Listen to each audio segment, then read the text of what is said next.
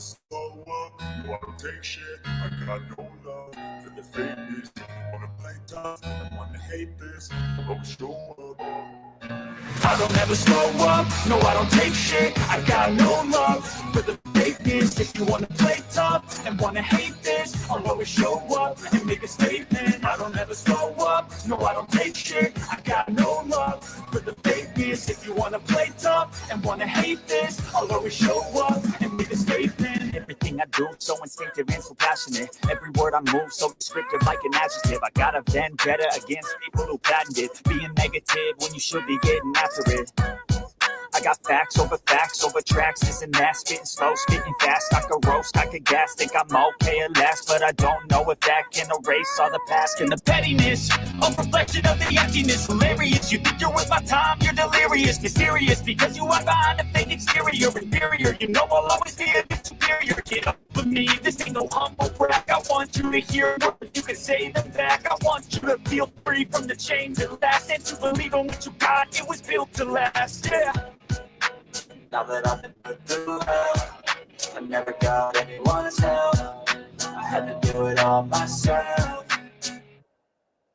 I don't ever slow up, no, I don't take shit. I got no love for the fakeness. If you wanna play tough and wanna hate this, I'll always show up and make a statement. I don't ever slow up, no, I don't take shit. I got no love for the fakeness. If you wanna play tough and wanna hate this, I'll always show up and make a statement. Gonna learn the consequence of being incompetent. Mental health is confidence, dreams and some modestness. I'm not here to save the day, that's for you to take away. I could play a million mind games, but instead I say something not illogical, something that is topical. Rub it on and watch it go, make yourself unstoppable. Dreams are irresponsible, but they're always possible. If you just believe, you could be so remarkable. Thoughts in my head, a collage and they spread. I'll be great one day, going off of my meds. No, I'm not giving up, no, I'm not giving in. I will make it to the top, taking off in the wind. I gotta make it, I'm saving every day to taste it. I'm patient, but my mind, it can hardly take it. I'm chasing a dream that I've had for several ages, of vacant modern kingdom for the taking.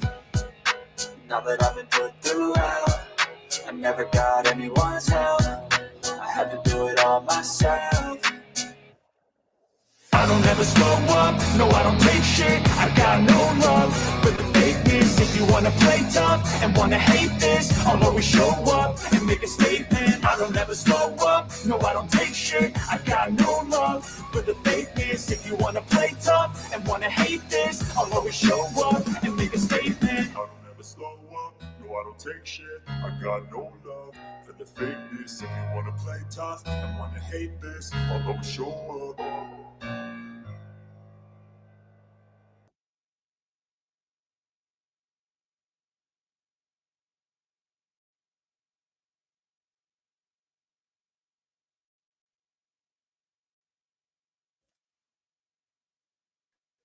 And we are live. Welcome to the Daily Canine News and Entertainment Show, brought to you by Squarework. We are live, guys. Probably not for long. I'm waiting for something to download, and there's nothing to do because I can't fucking play. And I've kind of worn myself out on fucking chess, at least for now. Been trying to learn a bunch of shit. Z, if you're out there and if you tune in or whatever, I'm not ignoring you, man. Just had a lot going on, but yeah, we'll challenge each other again. Just give me a little bit of time, man. Give me a little bit of time.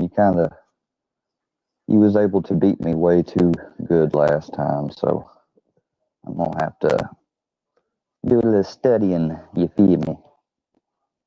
You feel me? You feel me? You know what I mean? Know what I mean, Jelly Bean? You know what I mean? Anyways, what the fuck?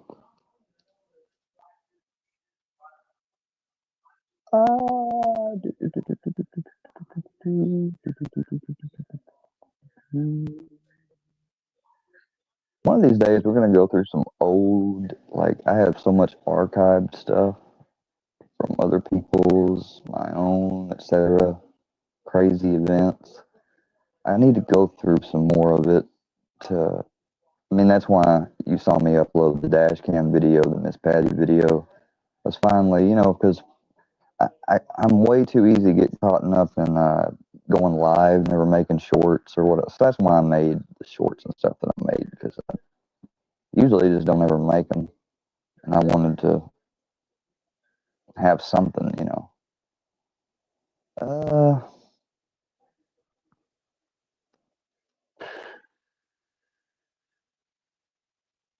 What in the fuck? All right, we're gonna check out the Whatever podcast, and I'll tell you one of the key issues of a debate on the Whatever podcast. The thing that Andrew and Brian, like, they try to get across to some of these, and it doesn't just include women. I know it usually does on this show. I would imagine if they're like, I, something tells me that they, you know, people would say that they only judge women like that. It's incel ideology type shit. But no, I guarantee if a male porn star came on the show and was straight or whatever, didn't matter really his sexual orientation. Let's say he's straight though. Traditionally, is there more shame attributed to it? Maybe, and culturally there hasn't been, but there should be. Like, just as much shit as women get for doing pornography and OnlyFans, men should too. I mean, that's my point. Um, you know, and maybe I can look around in Google, try to find any videos and see if there's any regret stories from male porn stars. Because I kind of, you know, I obviously see that it's mostly always women covered, and so I'd like to cover some of the opposite sex too. All right, let's get into this video. 1 second. We've got to get our screen tuned.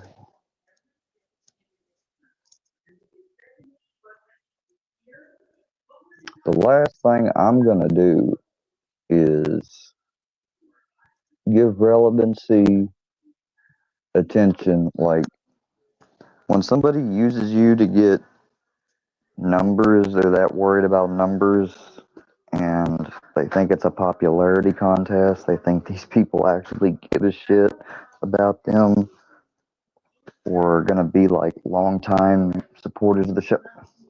Dude, no. The worst thing I could do too is engage back, because then that would feed in and they would have reason to be there. That's just like I said. I was like, once they see that there's no emotional blow or problem, or, you know, this is nothing. You know, once it's happened already with a woman that came over here on her own accord, and once it's happened already to other people, and not just the nice act, but the threatening of their families to dox and shit if they support me. You know, I've learned to not grow attachment now, so it don't bother me one bit. Make sure y'all fucking realize that.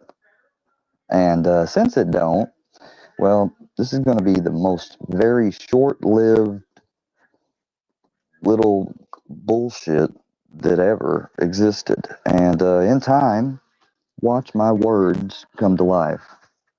Not because I make them so, but because I recognize patterns and I call them out. All right, let's get into the video. Please like and subscribe. Thanks for coming by. And remember, membership is not not necessary. It's not a fucking right. If you violate the rules of the channel, which I'm going to be posting them, because I realize I messed up. I didn't post the rules, although I've made them very, very clear, so people can pretend like I haven't, but I have. I will put them in writing just to cover my tracks. If you violate the rules of the channel, I don't give a fuck if you're subscribed to the $50 a month tier. You can happily take that $50 and you can shove it up your ass. All right? I will not be all right with fakes here.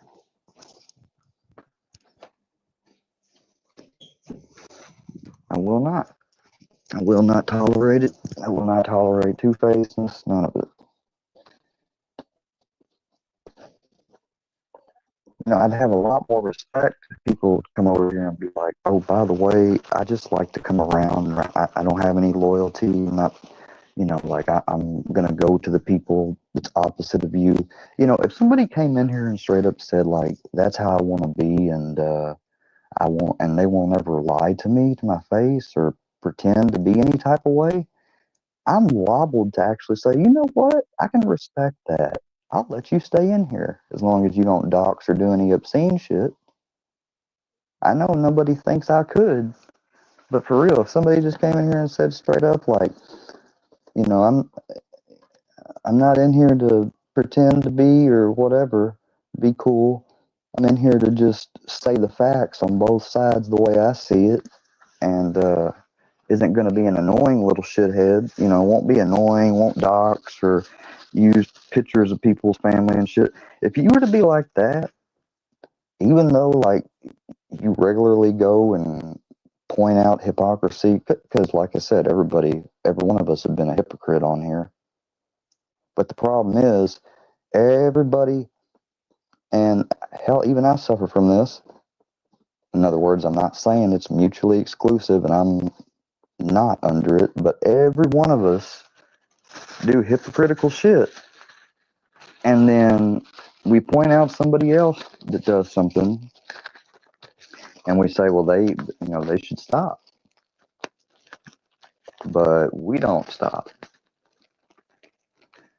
And there's people that want some people to just see it on that level. A few. However, the majority want you to see that, oh, it's all on me. And they also want to convince you that I want to say it's all on them. I took accountability for stuff. I've been honest and open with stuff that I didn't have to be. I could have, hid behind the deflection of, oh, it's all AI or whatever, I could have tried, and you may say the opposite, but, it's still at the end of the day, it would be a bet on what the people or persons that hear it decide to take for themselves. But I didn't do that. I said, I'll cover this one thing that we're going to go on. I said, the most disappointing moment I had early on was, and people think that it's really less than it is. I don't remember exactly, but it was to the tune of like, they were kicking it, they were hanging out, they were, like, they hadn't come at me and be like, I think you're this, that, they hadn't confronted me ever, so I had no reason to see this coming. And I was real sensitive then. And I think they definitely had picked up on that. And when they went to that panel and the stuff they was saying, just really, it straight up communicated to me, like, the whole time they was up here with you, they was just putting on a fucking mask. And it really, like, irked me, because I'm like, I didn't do that with them. Like, why does shit happen to me that I don't do to other people? But then once I fired back and I, got real angry and I made a wish, while not a nice wish, it was still a fucking wish. It'd be like if I wished for a Lamborghini tomorrow. Or I wished one of you got into a wreck tomorrow. If I wish that, while it's rude and whatever, it's not like my word will have any fucking weight with reality. I can't bend reality to my wishes. If I could, then maybe I would, if there was an actual, hell, even just 20 or 30% chance that by saying that it could come true, and I knew that beforehand, like, yeah, I could get the crucifying, because I could have literally, if that was true, I could have almost really caused somebody out of a 30% chance to get it. But it can't. It's a fucking word. Everybody loves to say, oh, they call you a pedo, they talk about your dead mom. Well, that's just words, bro. It's just words. Wait, you wished, wait, you got mad one time when you was first on here and you wished cancer on some jackasses who was just pretending to be cool to your face and then talking shit behind your back? I'd say you definitely overreacted and you made yourself look bad by doing that in a way. But at the same time, at least you took accountability for it and you apologized and you haven't done it again, which is true. I've never done that same thing again. Never. Not since it's happened. And, I've never repeated it. And then they all go, oh, God, he done it again. Like, no, I haven't.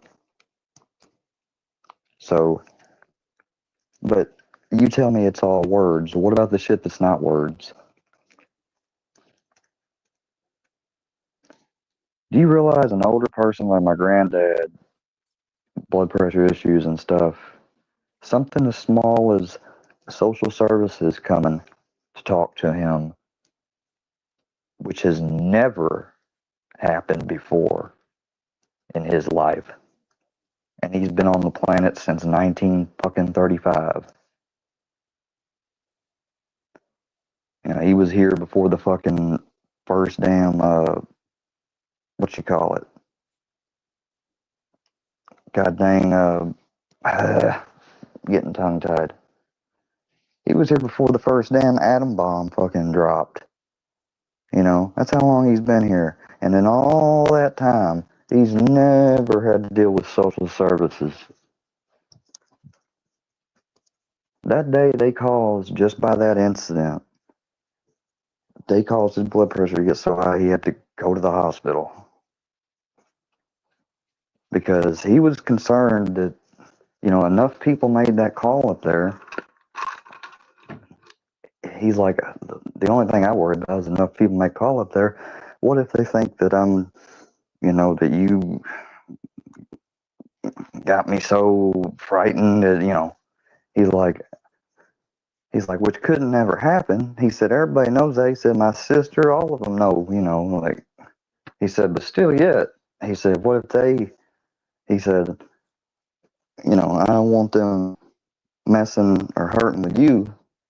And that's what caused him to go and talk to a bunch of people in law enforcement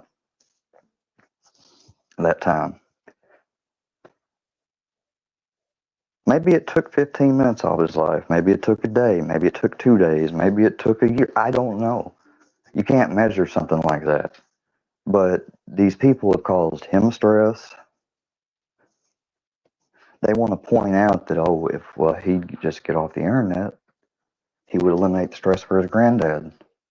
Not if you're going to call other people related to my granddad and my granddad finds out, which he will. Not if you're going to do stuff offline to the house. And here again, whatever stress naturally comes from life because of our life, he chooses to have me with him.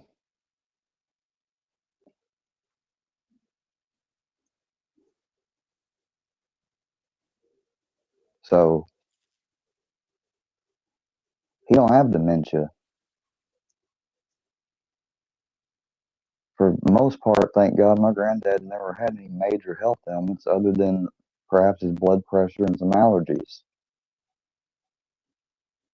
Some wear and tear in his joints and stuff. Other than that, though, thank God, no arthritis. Thank God, no Alzheimer's. None of that. Thank God.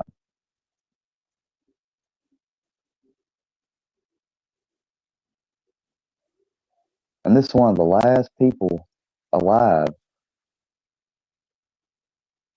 that made sure growing up I had somewhat of a normal life. That I was thought for, cared for, taken care of, taught lessons, taken to ball games, encouraged, taken to martial arts, taken on trips, making sure, when I fucked up or done something wrong or didn't get my head out of my ass doing my schoolwork or something, made sure to stay on my ass. That man is like my father.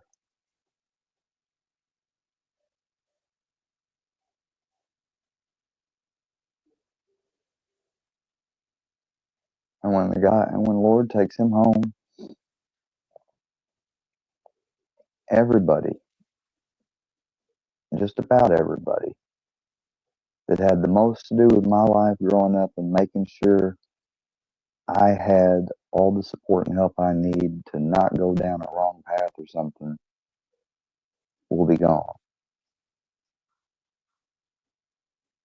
And I'll never have any of them voices back for the rest of my life once the last one's gone. And this is my fucking precious time with him. And you people have decided to try to interfere with it, along with everything else. And you got the fucking nerve to say that you want to help. There's a very easy way to help that requires little to nothing on your part. But you won't do it.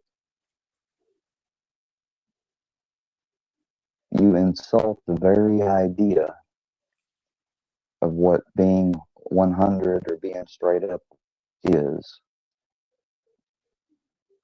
Every single one of you that see yourself as some troll or part of the cool kids group popularity.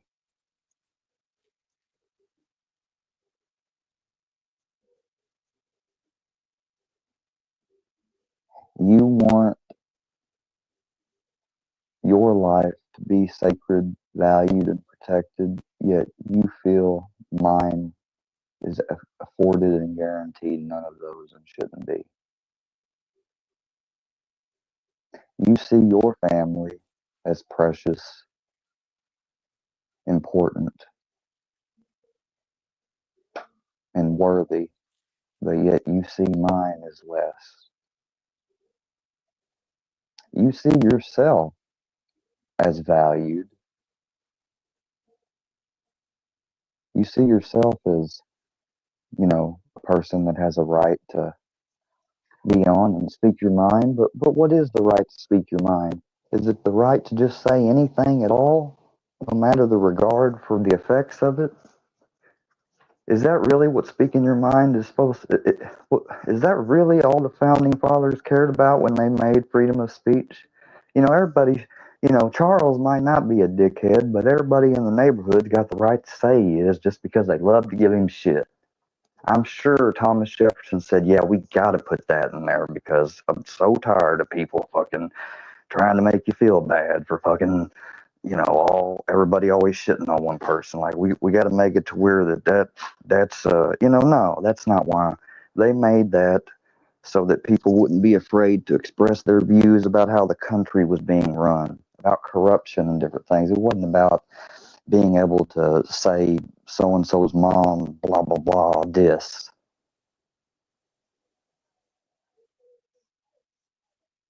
And just because maybe legally by law you somehow can, and there's nothing, I mean, it doesn't mean that spiritually and morally there's not a cost, that you're not taking out, that you're not putting out bad energy. And what you put out, you get back. And I know that includes me.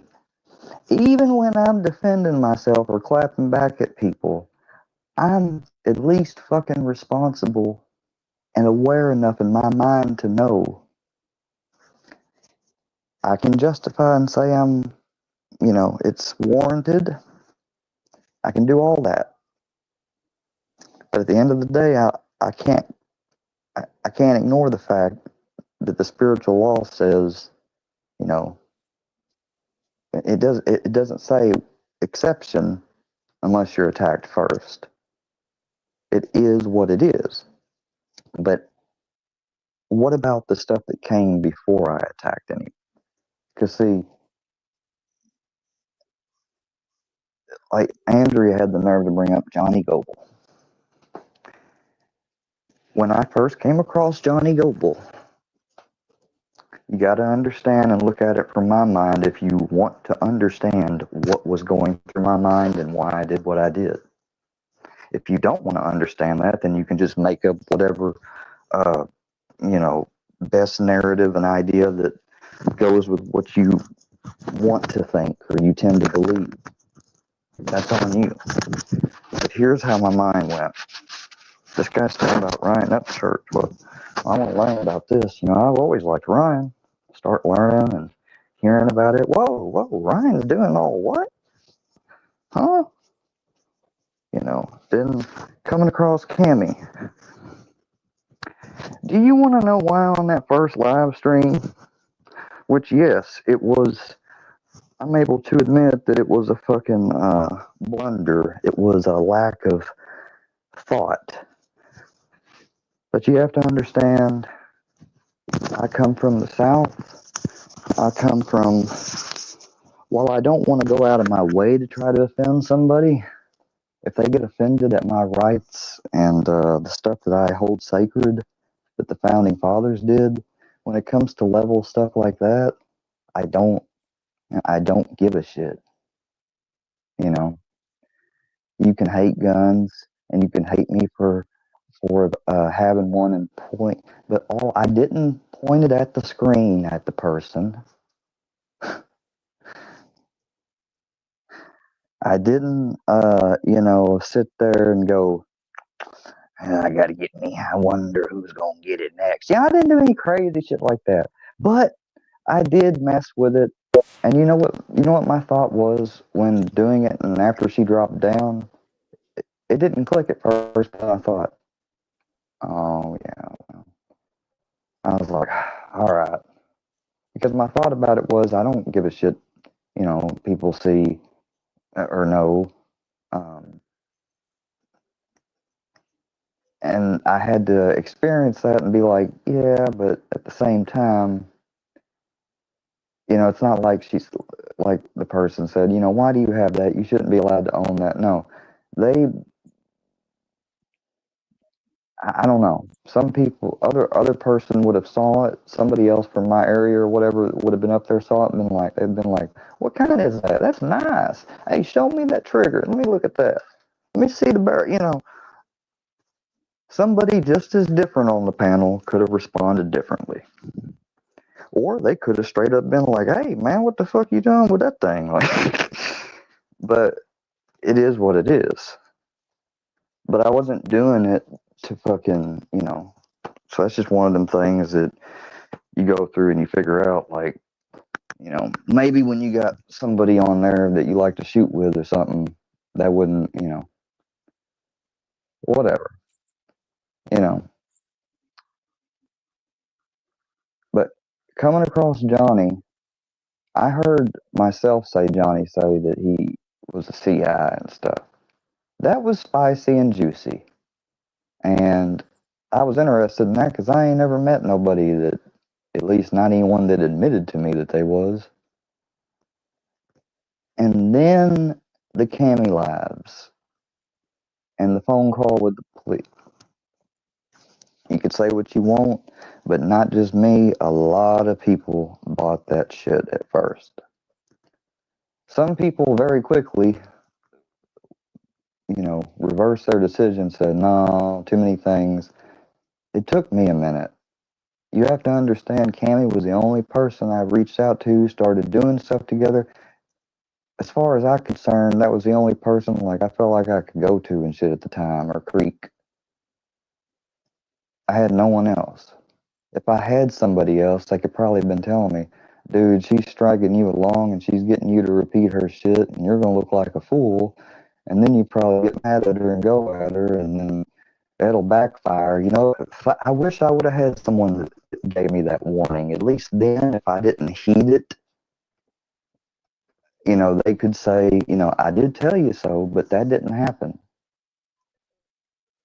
And then when I kept going and kept going back and forth, and she threatens with scooter wagons and shit. I'm on the phone for 3 hours with her and Creek that night. 3 fucking hours. And it's not like I kept saying, y'all stay on the phone with me. No, no, no, no, no. They had no problem staying on the phone that long.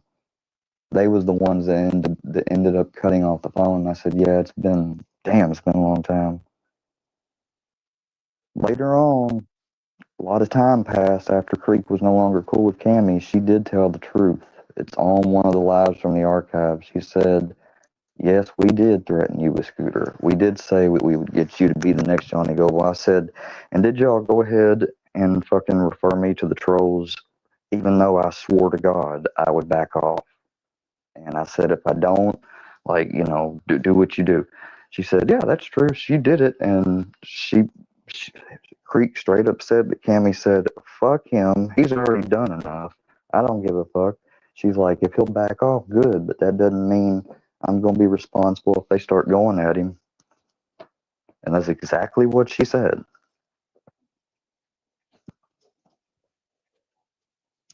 So,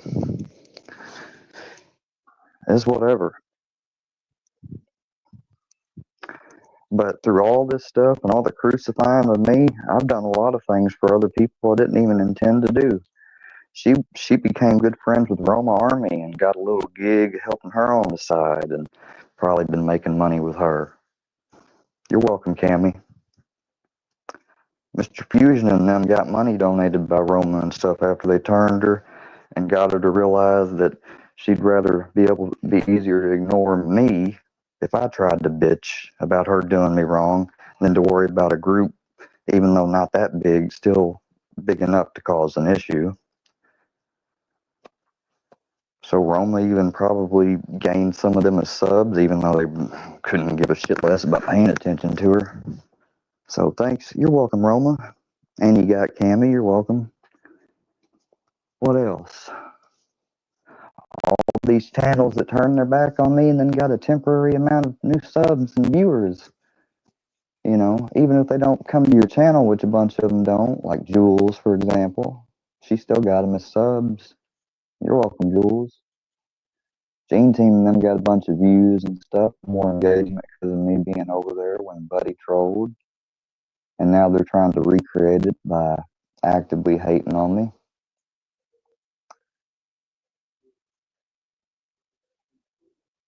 A lot of people have gotten shit out of me. $400.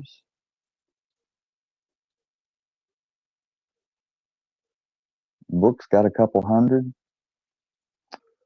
All the money helping send him. Huh. I mean, but I got no empathy though, right? My dad said it. Doesn't matter what the context of why my dad was saying it, but he said it, so it must be true. uh,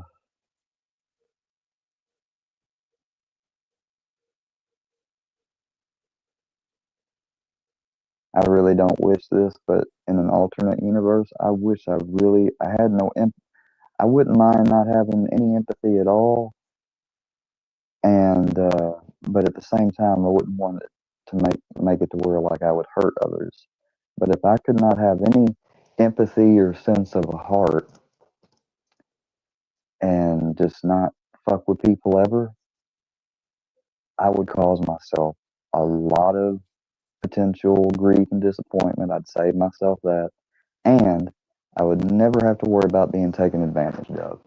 So I really wish that I had no empathy, but not in the sense of like I wouldn't mind being negative and being a bully or shit.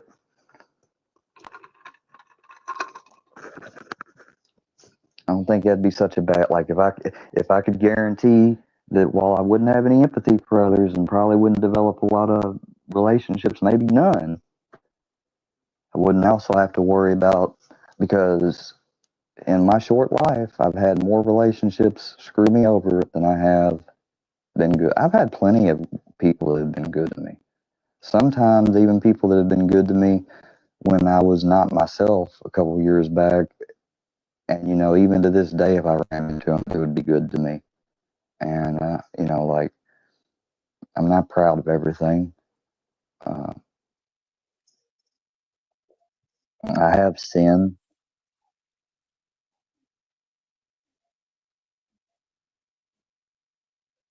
You know, I never claimed to be a fucking perfect person.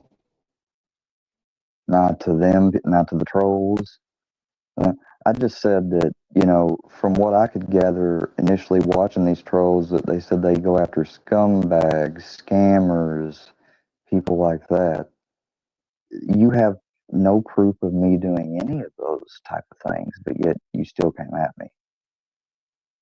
I've never had a woman trapped in my house like Durkee. I ain't ever strangled a woman. You've got what bullshit Kayla fed you, but were you there? Do you have the proof? Did you even bother trying to ask me to get, like, for instance, my friend that was there and his ex-girlfriend at the time to talk about it and find out all aspects before you made up your mind? No, you didn't. So that's all right. It's just funny how all these things they stack up and say that supposedly have. If you are correct, I gotta tell you, then that's pretty fucking, like, that's alarming and concerning if what you said was actually true, because that would mean that I am just Mr. Always getting out of way and away with this shit. I mean, I'd be the luckiest person from my county able to do the most supposed bad shit that y'all say, and you've had people lie for you and gotten away with it. Nobody else around here has. A bunch of people I grew up with that will never work nothing more than a low entrance job or factory if they're lucky, because they couldn't get away with shit around here. This is not the place you get away with shit with. Everybody knows you. Everybody knows each other's families, especially when your grandparents are in the fucking public school system, the school board, on, you know, involved in a church. Like, they know you. They know who you are.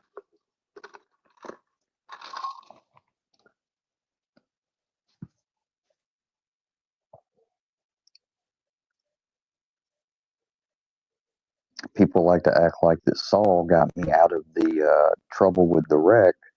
Here's how that didn't jive.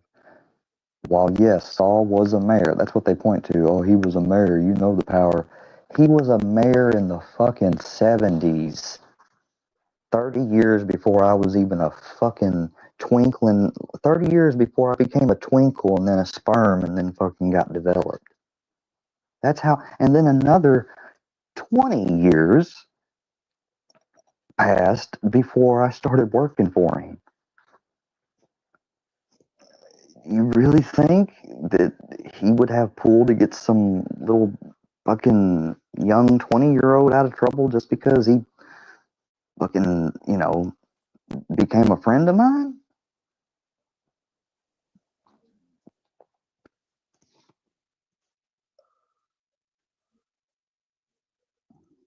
Oh, Penelope. Well, dude, Penelope, if you talked about me now, like, I'd like, you want to come up here and tell me? Because I'm not watching that dude stuff. You guys aren't causing a problem with blind. I privately messaged him after I left earlier, a little while after I left. I went and privately messaged him, and I was frank and blunt. Because apparently I wasn't frank and blunt enough to begin with. So I was very frank and blunt. We're not just having a spat. We're not going to kiss and make up, dude. Penelope, we're not. Like, what did this channel have? Like 160, 173, just barely 200 subs? You tell him, you told Penelope, don't, I'm not going to believe them that you've been up there talking shit about me. But if you said anything critical or whatever, if you'd please come up, let me know. That'd be cool. Um, I can understand you being critical about, at first, you know, like, But that's the thing. The reason why I come in and when I come to a new channel and I make sure to cover this and try to get everybody's attention and give them a brief on it is because I have been through it again and again. I know what's up, and I make it very clear. I told him, I said, look, I was like, I'm not just gonna not fuck with you either, because like I even decided, you know what, I'm gonna do what nobody will expect me to do. I'm gonna be cool with going over there, not worry about a wrench. I'm not gonna worry about the people in the chat. If it bother, I'll block if need be myself personally. But I made it very clear to Blind, like, I don't need to be read their shit. If they're trying to ask me something or state something about me, like this is why I wanted them blocked because I knew he wouldn't be able to not ignore them. And then he started mentioning what they're saying and shit and the bullshit. I'm like, dude, some of it I've already went over before, and you just can't remember. And I understand it's just normal, but this is why I was like how I was at first. I was like, so please don't read that shit to me. Like, if you want to read it, and you know what? If he wanted to read it and he wanted to talk and he wanted to do what he wanted to do on his channel at that moment, and I wasn't vibing, he said, okay, hey, brother, I am gonna, give into this and look into it and read it, and you can either stay up here and answer it for me, or you can, leave. I don't want to disrespect you if you don't want to hear it. And I'm like, well, man, I have covered it, and I'm sure I've covered it on lives if you want to go look many, many a times, so many that it's becoming redundant. And at this point, it's giving them a win by going over it again and again and again and again, because then they get to laugh. So, no. And I would have said, have a great rest of the stream, and I would have left. Because I know they would be saying, he can't do that. He'll be mad and flip out. So I was prepared to do that. Well, instead, I can't tell if he put me backstage. I think he did. Because unless I'm able to click on myself and hit remove from stage, and I did that accidentally, I got put backstage. Not kicked, but put backstage. And I said, I messaged in the back. I said, dude, let me up. I guess I fell off or something. I didn't even start to say, like, oh, you motherfucker, you kicked me. No, I gave him the benefit of the doubt. I said, man, I must have fell off stage. So I re entered so he'd hear the ding. And he's like, oh, man, you need to chill out for a second. You being rude. I'm like, you just let Andrea up after she was rude in chat. You told her to stop it. She came up on panel, and even though you said stop it, she did it again. This is why Andrea is kicked from my channel currently, because she'll do that. Every now and then, though, she'll come back and she'll play by the rules very temporarily, enough to get you comfortable, and then she comes back out, swinging, and say, okay, my bad, I didn't mean to bring it up. 5 minutes later, literally brings it up again. And then she cries and says, you were rude to me. You attacked me. You put a target on my back. I didn't put a target on your back. I made it very clear that if you don't want to be in this chat on your main account because you're scared to be targeted, you can make an alt and you can privately correspond with me what it is. And the only way I'm going to ever leak that alt is if I find out you're being two-faced and talking both outside both your necks behind it. It's the only way I would ever leak it and say she was here and she was scared to be on her own channel. If you just said, hey man, I can't, even though I'm on an alt and they don't know it's me, I just got to move on to other stuff, man. I'd be like, I'm disappointed and you're kind of leaving me hanging, but you never did do me wrong, so I'm not going to talk about you. And I would mean it. And that's what I would do. But nobody's ever able to do that. They gotta fucking go get their little 15 minutes of fucking momentary fame and attention because they're the newest square gossip. So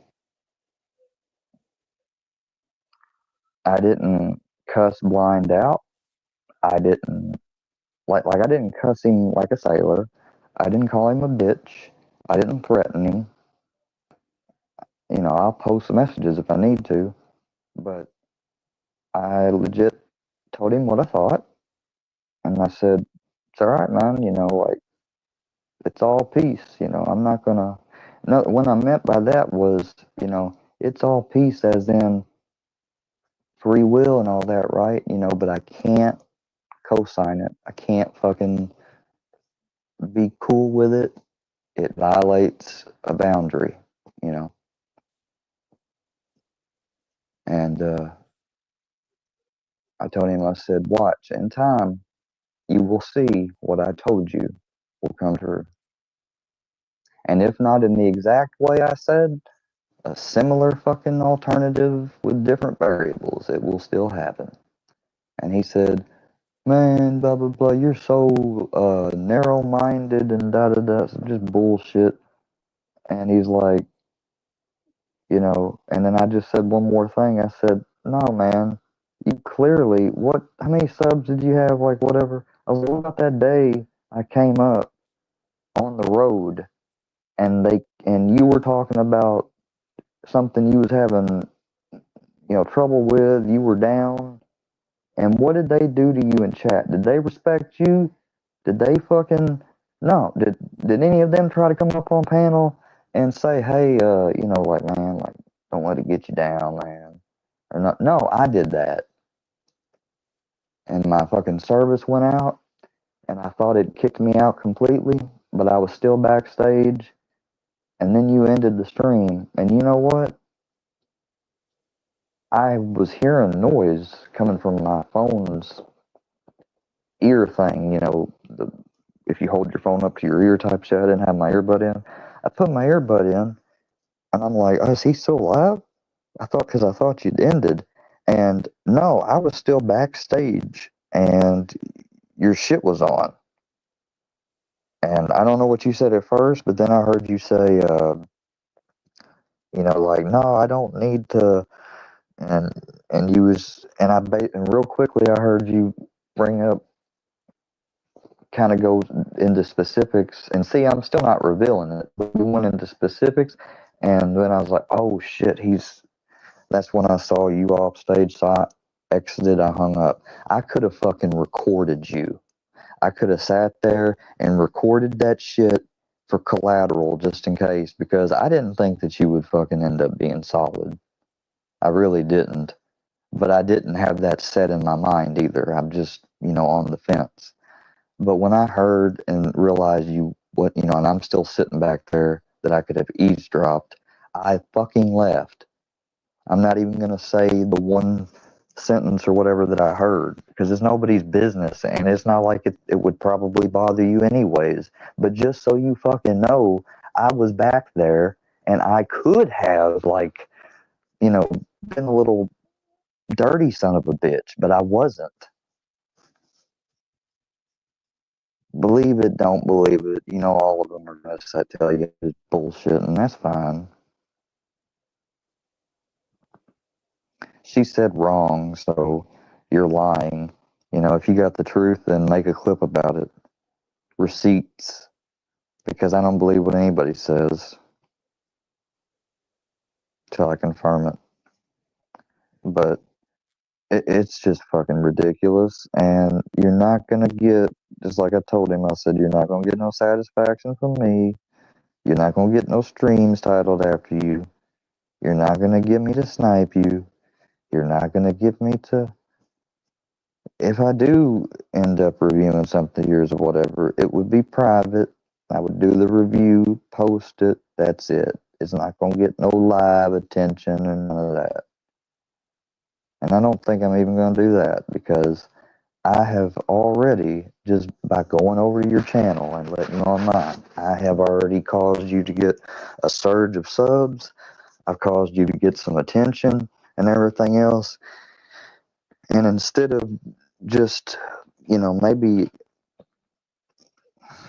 I don't know, like doing what you said, which was I'm not going to let people steer my channel. I'm not going to let people run it and stuff. You're letting them run it. Do you think it was your idea?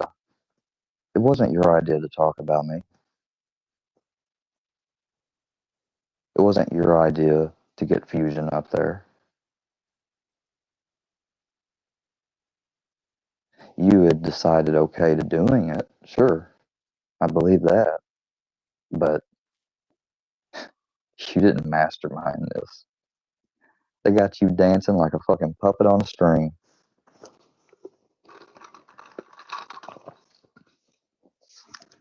They flooded your channel with viewer bots for fucking crying out loud. They almost porn bombed you. Or did porn bomb you, actually, and you had to restart. That's right. You know, do I have to keep going? Do you realize what they said about Brit?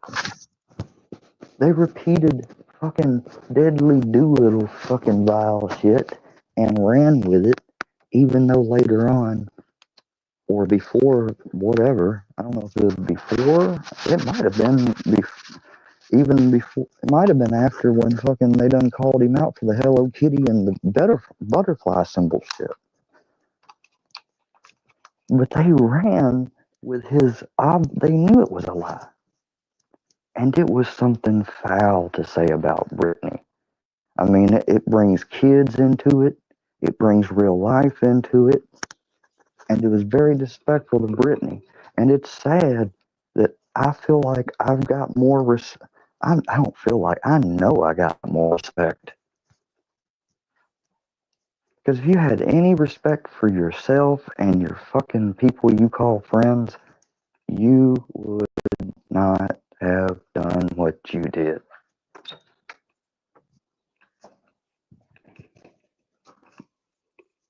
Period fucking point blank.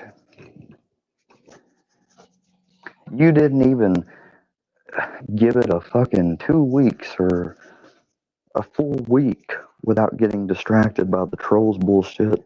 You couldn't even not entertain them for a whole stream.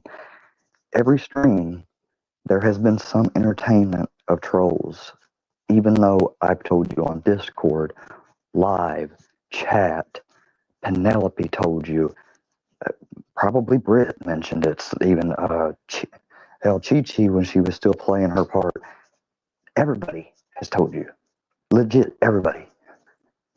Not just me. It's not like I've been all alone going, hey, hey, hey. Like, no, I've had people with me. Other people that you have been cool with and stuff, and some, even your friends, you say. But that wasn't enough, apparently. I mean, with as level-headed as you come across, I figured, at the very least, you would have gave me, you know, a little bit of a, I don't know, what you call it, an opportunity to, like, you wouldn't, when I'm up there talking with you, you're thinking about what you're going to say, and you just disagreed with me to disagree with me. You tried to say and act like it was a bigger deal. I made a fucking, however ugly, I made a wish, like that's worse than fucking shitting on someone's grandmother's grave. I guarantee you if I were to go to Hood, or they tried to do that shit on some people from the Hood, or anyone else that, you know, doesn't give a fuck about going to jail or anything, that motherfucker that shit on the grave, he'd be fucking dead. But, you know, like, I actually give a shit about my life. I don't want these people to ruin it. I'm not going to allow them to. So I'm, you know, I have to fucking just get over it. But I don't have to be okay with it. And you wouldn't be either. You say all this shit happened to you, dog, before. What'd you do? Lose the channels you had? Like, and you said that you attacked back too. But you didn't ever say you stopped attacking. You never did really fill me in into your whole situation.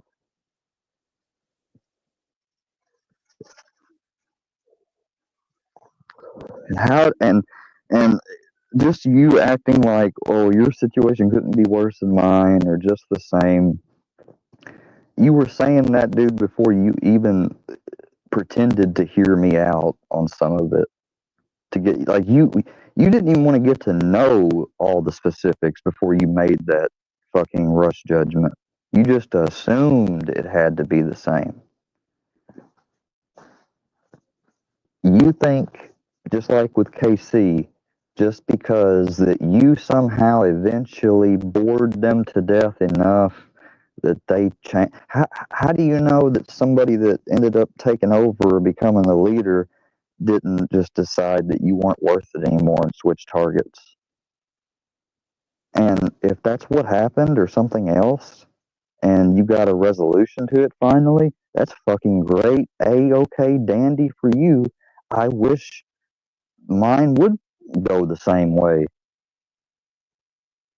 But the reality is, if you were going to truly be unbiased and look back in the past, you would see not once but twice I tried fucking peace talks with them, did the peace talks, and they didn't stick to it. They immediately fucking, they'll say, oh, he went right back to the old behavior, whatever. No, they immediately didn't hold true to their word, and yeah, still being as new as I was and not used to, and had no idea they were going to fucking basically flip it around, and they just tested me, to see if I could, even if they didn't hold it up, keep mine. And that's some dirty shit to do, especially when they started the shit. If I had done something and they said, hey, I thought we had a deal, you think if I said, well, I was just testing you, which is exactly what they said to me, and they tried to act like, oh, we were testing you, that's all. We didn't break our word, we were just testing you. If your word was you wasn't going to do anything, and as long as I didn't do anything, and you broke it, how are you going to fault me for breaking it, and then give yourself an excuse because it was a test? It wasn't, we wasn't starting back up. They say, how the fuck? I can't confirm that, and I don't fucking believe it. My heart tells me you're full of shit. And then it happened again. Another peace talk. And and then later on, when Fusion and them had trouble in-house with somebody, and they was asking them like, but y'all was being cool square. He said, it's a goddamn troll. There was never any peace talk.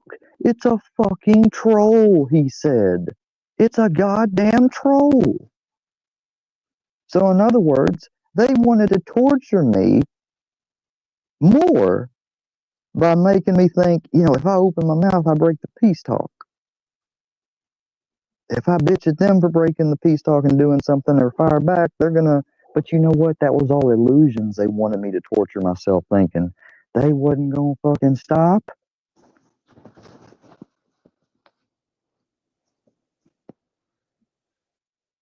There's plenty of people that are watching this right now. Some maybe that would, don't want to be targeted with things. I get it.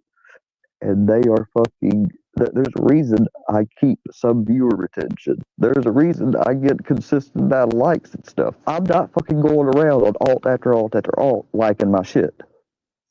Although they'll fucking run with that, you know.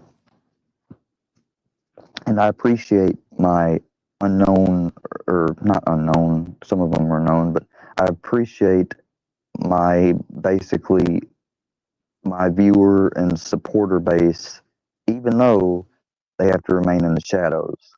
That's a shame. But I get it. I do.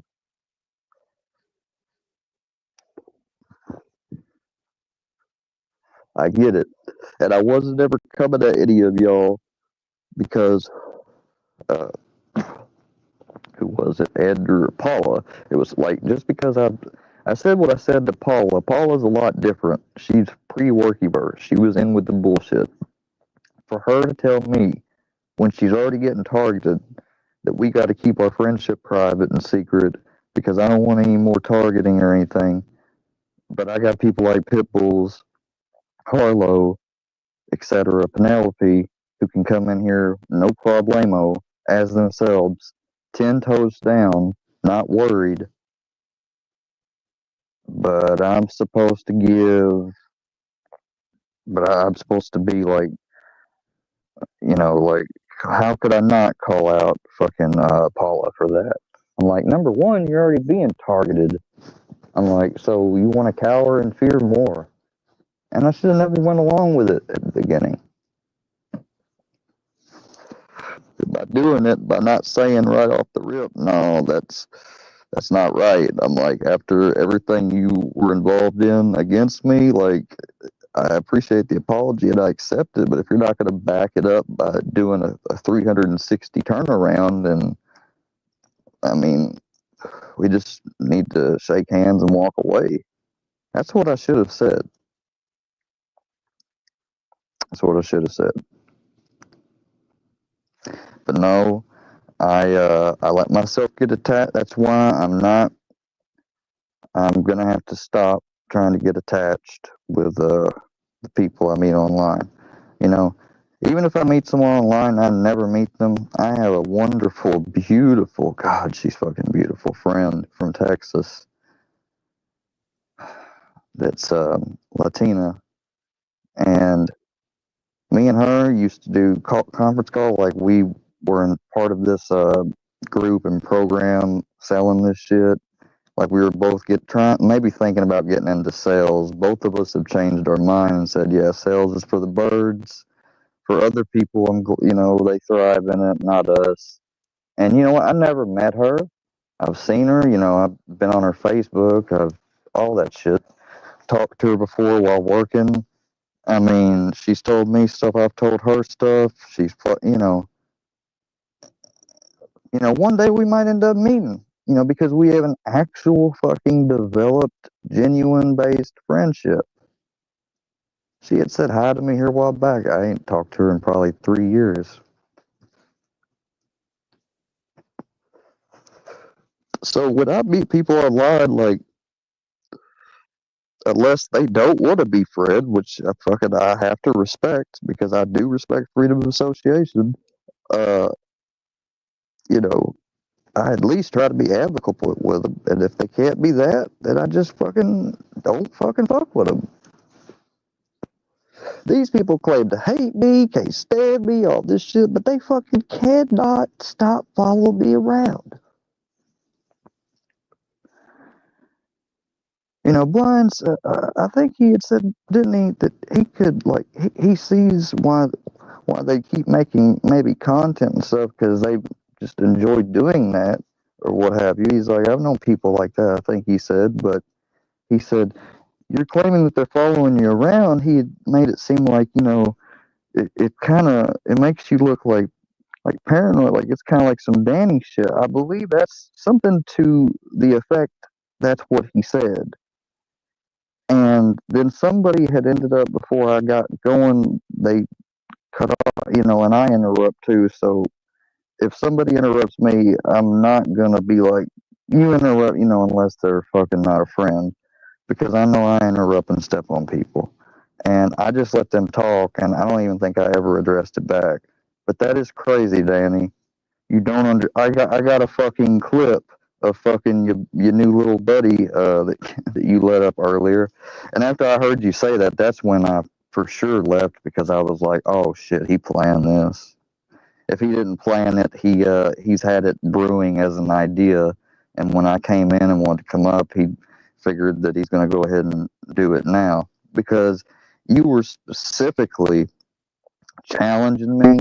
You didn't agree with, like, you didn't even give the reasons on some stuff, and some stuff like you agreed with, and others you you disagreed and challenged everything. That's how I know like that wasn't a genuine conversation.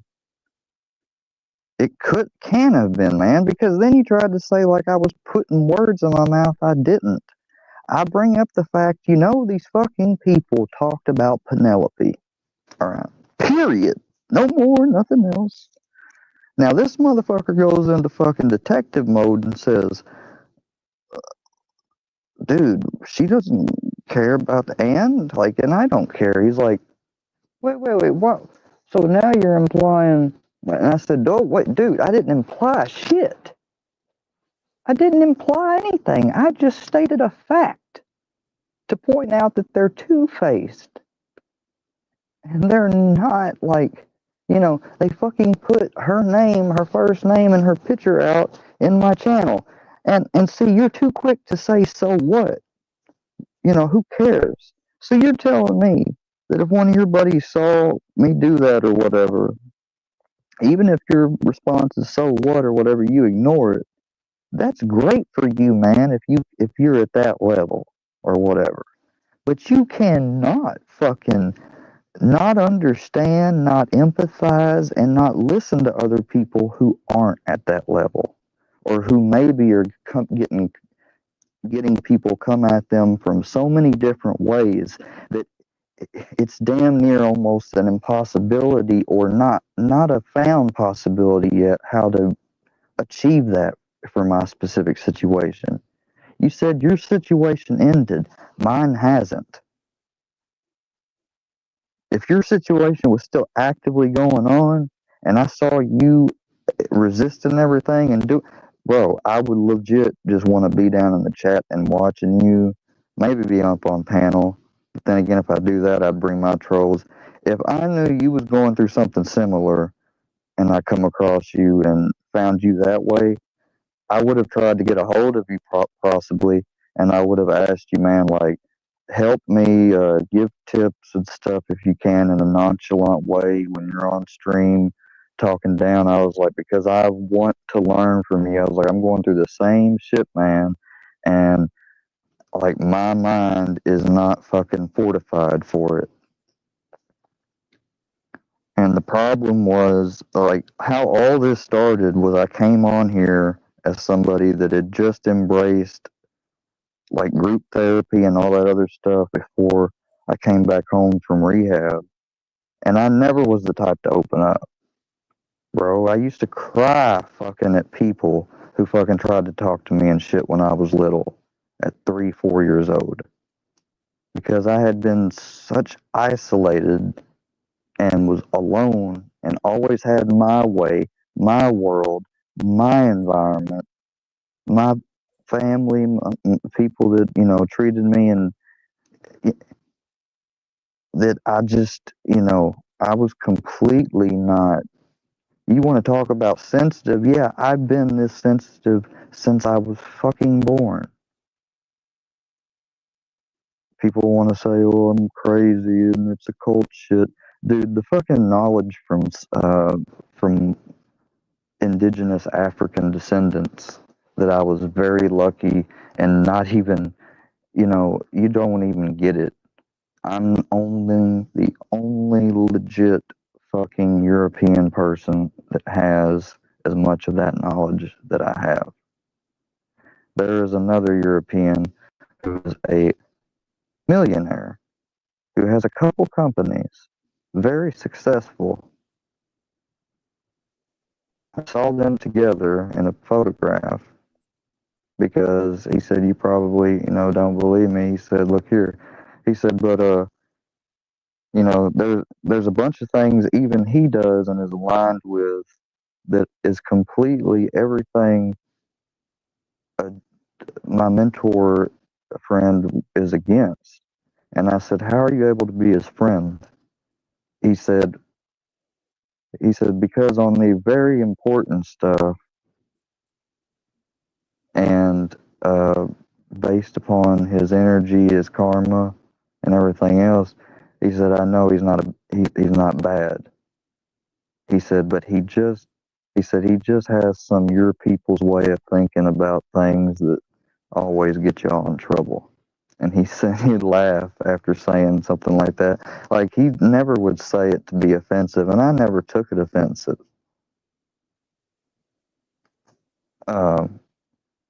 Because he straight up told me, he said, I said, so the Europeans, I was like, why do, we have, we control everything? He said, well, y'all have always wanted to control everything.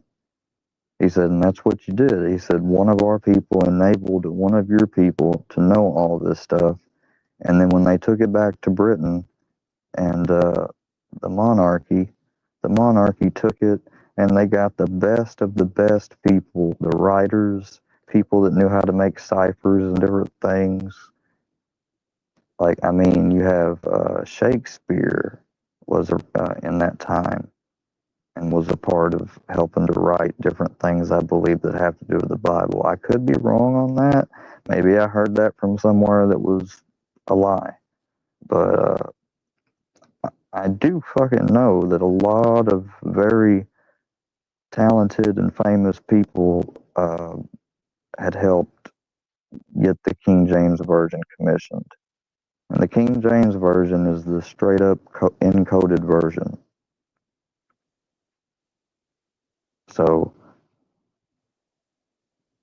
and it's the most powerful fucking book in the world.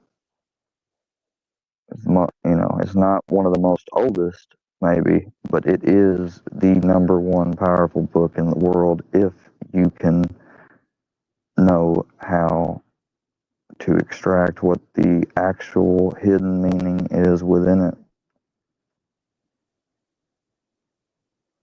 If you can't, then you're essentially going about life without knowing how certain things work and how to respond appropriately to them. You may naturally, through random, do respond. I mean, we do respond appropriately to things without even realizing it. And that's why life goes in a flow state like how we want. You ever had those times when life is just going exactly the way you couldn't think of any better? And it was so great. And you just thought, like, God, let's keep this going. But then later on, next thing you know, after you made a decision, maybe it takes a day or two and then, or a little longer, but eventually that decision bears its fucking fruit and it's bad fruit. The worst part is having those problems and then not learning the lesson from them. Because this is another spiritual law. In every challenge or issue that you face, where there's a problem or a loss, or you fail in some way, or you don't do what you actually should have spiritually done, it's all about righteous and unrighteous. An action that benefits one and is bad for the rest is just as bad as an action that benefits the greater good. In other words, everybody else, but not the one. In other words, the only true righteous actions are ones that are mutually beneficial, mutually exclusive, and, not unfairly leaned so that one is basically taking and the other one's losing. If so, it's an unrighteous action. If you have a family you support and you're the only one working, but you have a very good heart too, and you run into this guy who's just such a smooth talker and is really likable at first, and he's very careful at how he plays his game.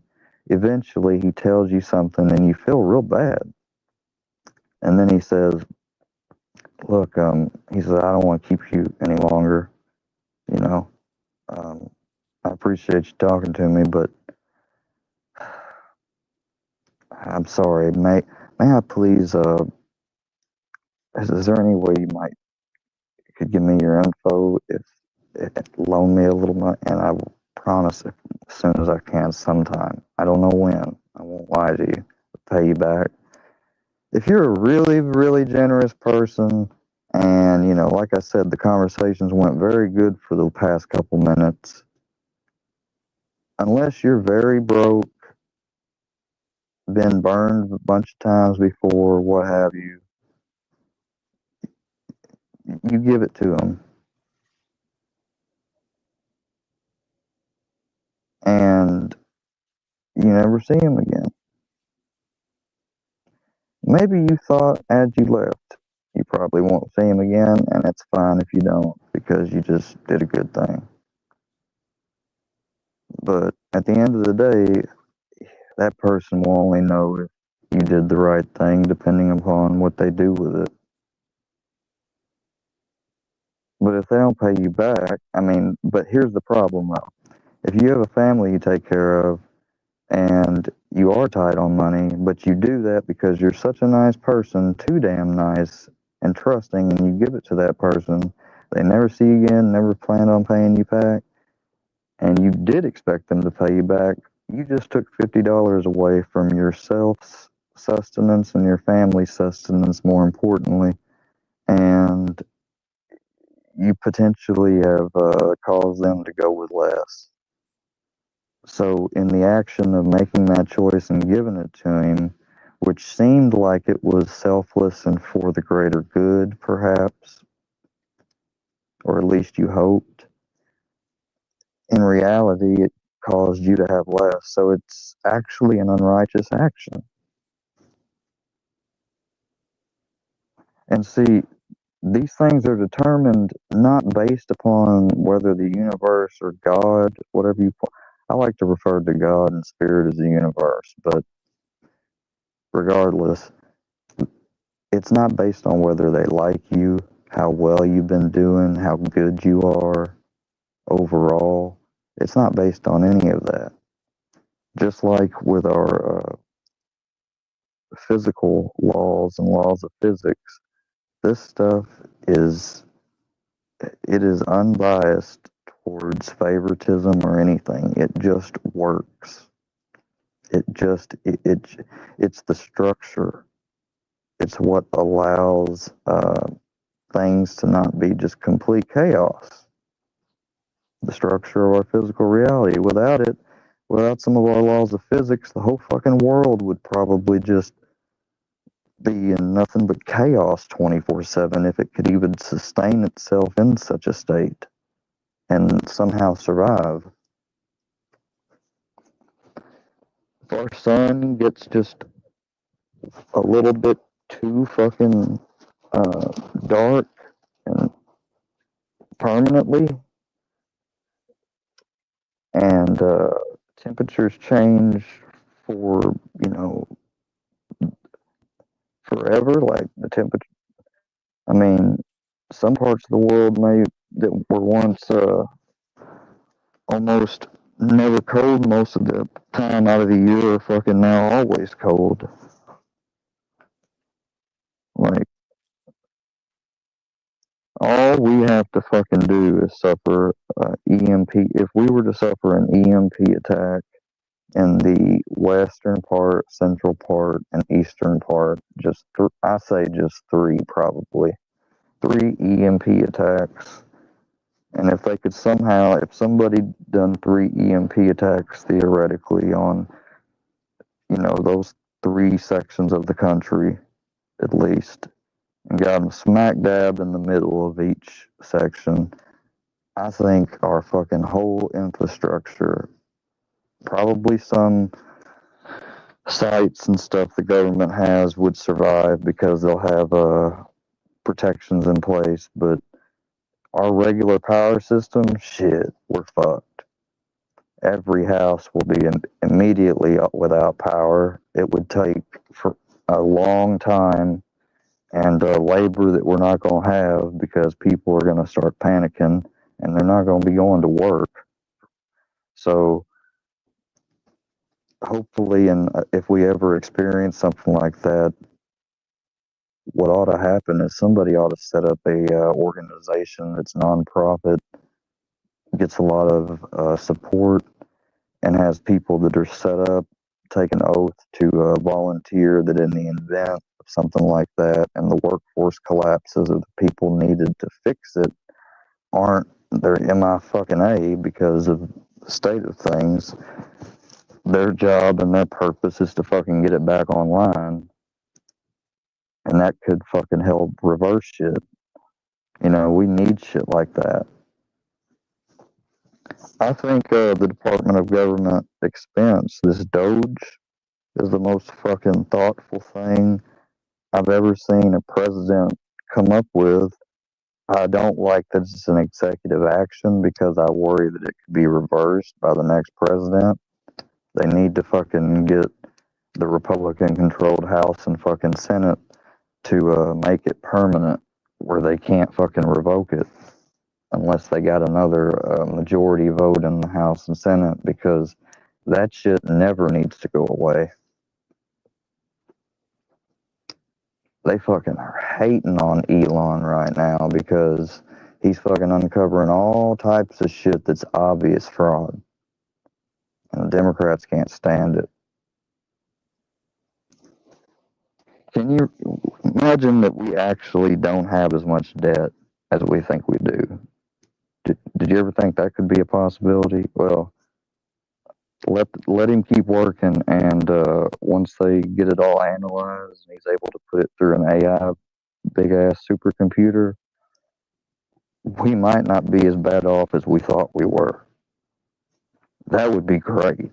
You know, I am not gonna hold my breath, but if we're even a trillion or something, anything a little bit over, and not really got some false debt or misaccount, like, or if something wasn't applied or money that was supposed to be go there didn't go there, went somewhere else, they could probably reverse that shit, undo it, or at the very least, maybe because it wasn't done right, they could just cancel that debt off and it be considered, you know, an alright thing to do without breaking any. I don't know why, man. Like, we got out of the fucking World Health Organization, which I couldn't believe Trump did. That's an organization Obama bent to, Bush. Ever since it opened, the damn thing is run by a fucking board of directors that have ties to Bilderberg and all that other shit, and they fucking believe in eugenics. They have openly stated they want to cut the fucking world population down because there is too many fucking people to control, and they believe sustain the planet's non-renewable natural resources. In other words, their non-renewable natural resources. They see it as theirs. It's a tale as old as fucking time. You know, me and you are consuming their non-renewable natural resources, and they want to live as long as they fucking possibly can. They're looking into life extension technologies, have been, and, you know, they want to make sure they have as many resources and options to keep their world and keep their lives and the lives of their families going, no matter what, and that they rule. And if it means getting rid of you because you're a nuisance or you're threatening them or you're just using too much a problem, they'll take your ass out. I mean, I have no doubt that they will. Look what fucking happened to Bill Cooper. Look what happened to fucking Stanley Meyer. You can say what you want. I've seen a lot of people say that his patents, uh, if you follow them, that basically you run into problems. So the water car was bullshit. But if that's the case, why did it fucking run? Why did it work on camera? Why did he get approached? And how in the fuck were they able to take it? They took it across the country and were able to do it on, I forgot how many gallons of water it was, but compared to gas and its price, at any time, even at its lowest, it fucking saves money. Why did he run out the fucking Cracker Barrel saying they poisoned him? Come on, man. Do you really think that if his fucking patent could teach somebody else to build the damn water car, that they would have wasted fucking getting rid of him and letting the full thing going? I don't believe it's the full patent. I guess you didn't ever think it could be altered or certain things left out so it's not complete. I mean, for fuck's sake. I mean, not everything, just because it's supposed to be accurate and 100% legit, means it's not tampered with. You have multi-billion dollar interest. They may not chop off heads or nothing like the cartel does. Like, their methods of fucking influence and getting what they want are much more sophisticated. Doesn't require violence, you know. Person B has a fucking auto accident. Person C commits suicide, you know. Fucking. And if they don't need to do that, and they don't want to do anything like that, I'm pretty sure that all they'd have to do is, you know, run narratives counter to it and explain how and point out any skeletons they can find in the person's closet, whatever. But anybody that's gotten dangerously close, they fucking killed. You know, Tesla, look at what Tesla did, discovering alternating current and everything else he did, and his Wardenclyffe Tower, his electrical wireless transmission. Because of him, we have and enjoy the fucking little wireless technologies connecting stuff that we do. Because of a woman, we have Bluetooth. And even though he still died penniless, they stole his fucking unreleased records and shit. He died in a hotel penniless. I mean, basically, it's almost like a Steve Jobs and fucking Bill Gates' story. You know, at one time he was basically like a colleague with Edison and whatnot, but him and Edison became opposites because Edison went with the DC route, he went with AC. If we still use DC in some instances, and we used to be nothing but fucking DC because Edison wanted a monopoly on it. Can you imagine if we didn't have to have all these wires and electrical lines going down? I mean, yeah, people will start to say, well, what about linemen and different? Well, you just, obviously, you're not going to, that stuff, the changing of the technology will still require, you know, certain time. And maybe the stuff it requires is not as fucking dangerous as shit as being a lineman. You don't have to climb a fucking pole like that anymore and risk fucking shit. You just give the job to those people. You just make sure you have an office in the government called the Office of fucking Social Responsibility, which is basically meant to fucking make sure people are treated ethically and righteously in every situation. When it comes to their jobs, if a job goes out and, you know, they, you know, still have to have a living, so basically they need some help, transitional assistance, you know, not a handout, but help getting placed into a new one. But we don't have stuff like that, you know. A lot of people will say Republicans cut social programs, and sometimes they do, and I don't like. That's one thing about,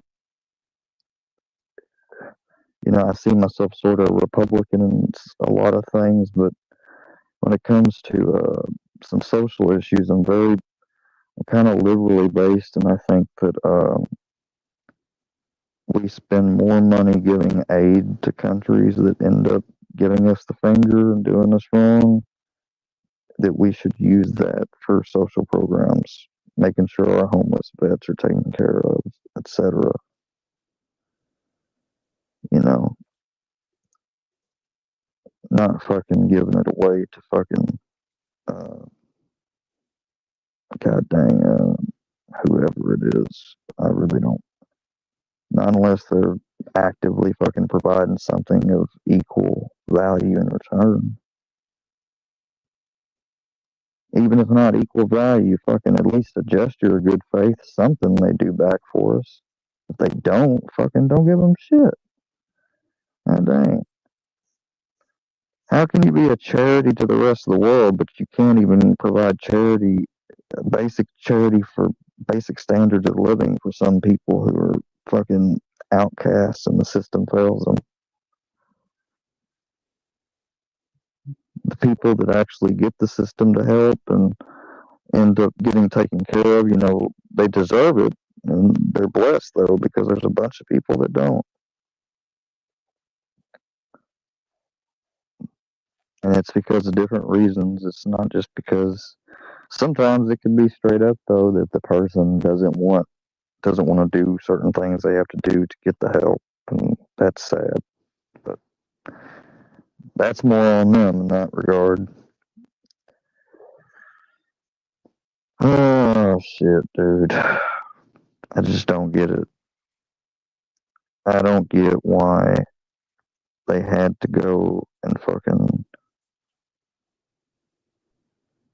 I wonder if fucking Diddy really had Biggie killed. That Gene, that bodyguard of Biggie's, ex-bodyguard of Biggie's and Sean's, he swears up and down. He says, man, he said, usually it always works out like this. They would ride. He would ride together with Big. He didn't ride together with him that night. Nobody thought anything of that, of course. I think he told him that, I think he recalled by saying, he told Big to go ahead and go on with them, and they follow him. So Sean got with the other people, his security and stuff, got in the car in front of Big and the others, and there was just one more car behind Big. I think Gene was in that one. Maybe he was in the car with Big. I don't know, one of the two. But they take off, and he's like, Puff, really, like, they floored through a fucking light before it changes. So Big has to stop, because they don't want to run. He's like, there was cops really close by too. He said, that's the thing. He said, and then they was just gone. He said, they didn't, he said, if they heard that shit, they fucking just kept driving. Next thing you know, that car ends up pulling up and shoots, and they end up trying to take him to a hospital, but I don't know if they went out of the way or... I need to pull that up when I get back inside. I can't fucking remember the whole story. But it was weird, he said, because he said if Puff hadn't ran through that light and waited on, he said usually we all agree on to wait and make sure we all ride together. So everything that Puff did that night was suspicious as fuck. Like he knew fucking Biggie was going to be assassinated. Gene said that he had got out. I remember he said he got out, he got in the car, and he was talking to Big, and he stayed in the car with Big at that point, and they tried to get him to the hospital. And he said basically all he really said was, he said, they got me. He said they definitely did get me. And trying to keep him awake and shit. Tupac told a cop that was trying to ask him questions before he possibly died or passed out, he told him, fuck you.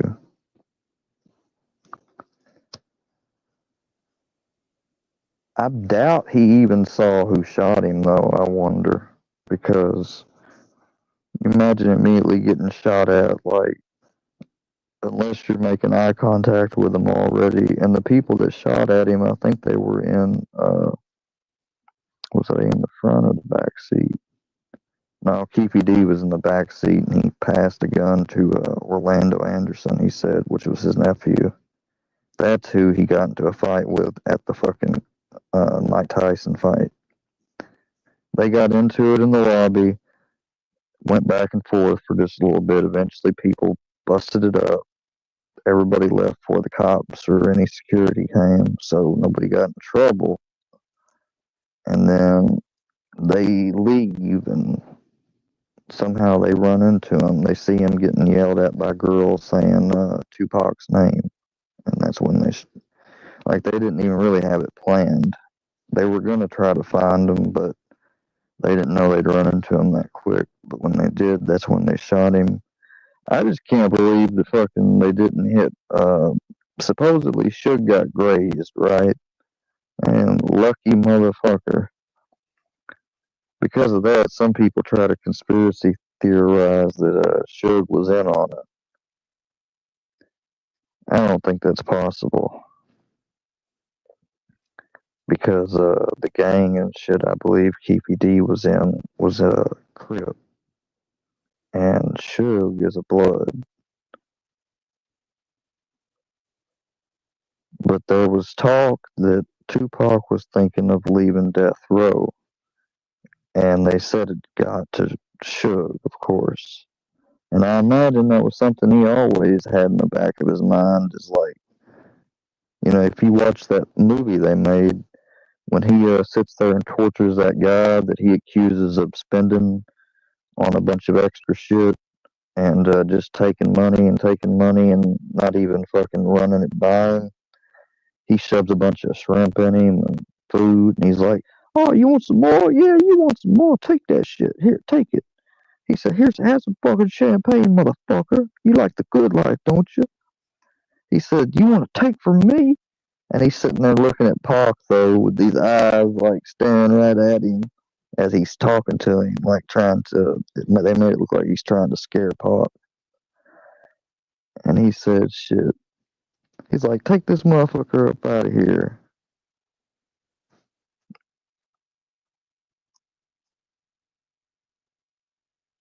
But yeah, people feared that motherfucker, man.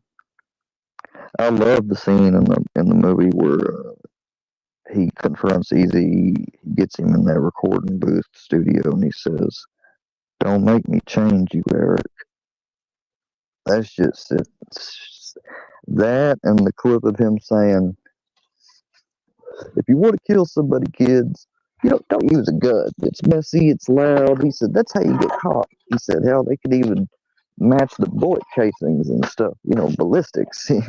He said, that's not smart." He said, "So if you want to kill somebody," he says, they have this thing where you get blood from an AIDS patient and then you stick somebody with it." And he said, "It don't even have to be a needle, or you don't even have to push a bunch of it in there." He said, "All you gotta do practically is get like a little a sewing needle, really coated in that blood, most of it, or something that small. If that shit sticks you, that's all it can take.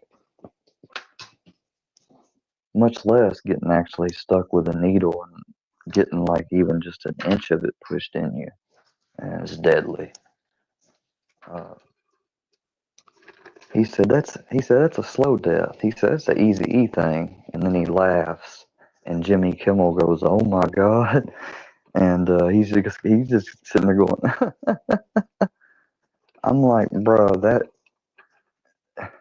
saying something like that right there should automatically get him indicted, or at least not indicted. I'm sorry, investigated.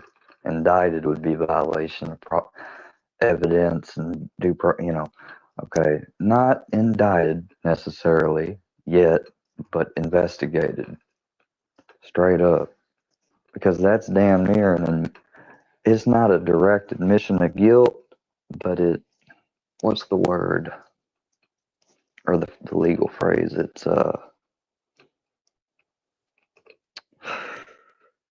there's a legal phrase for it where it's not direct admission of guilt, but it's culpability. It's an admission of culpability, I believe, something along those lines. By saying that, fuck, what do I want? I got the munchies, y'all. Ice cream it is.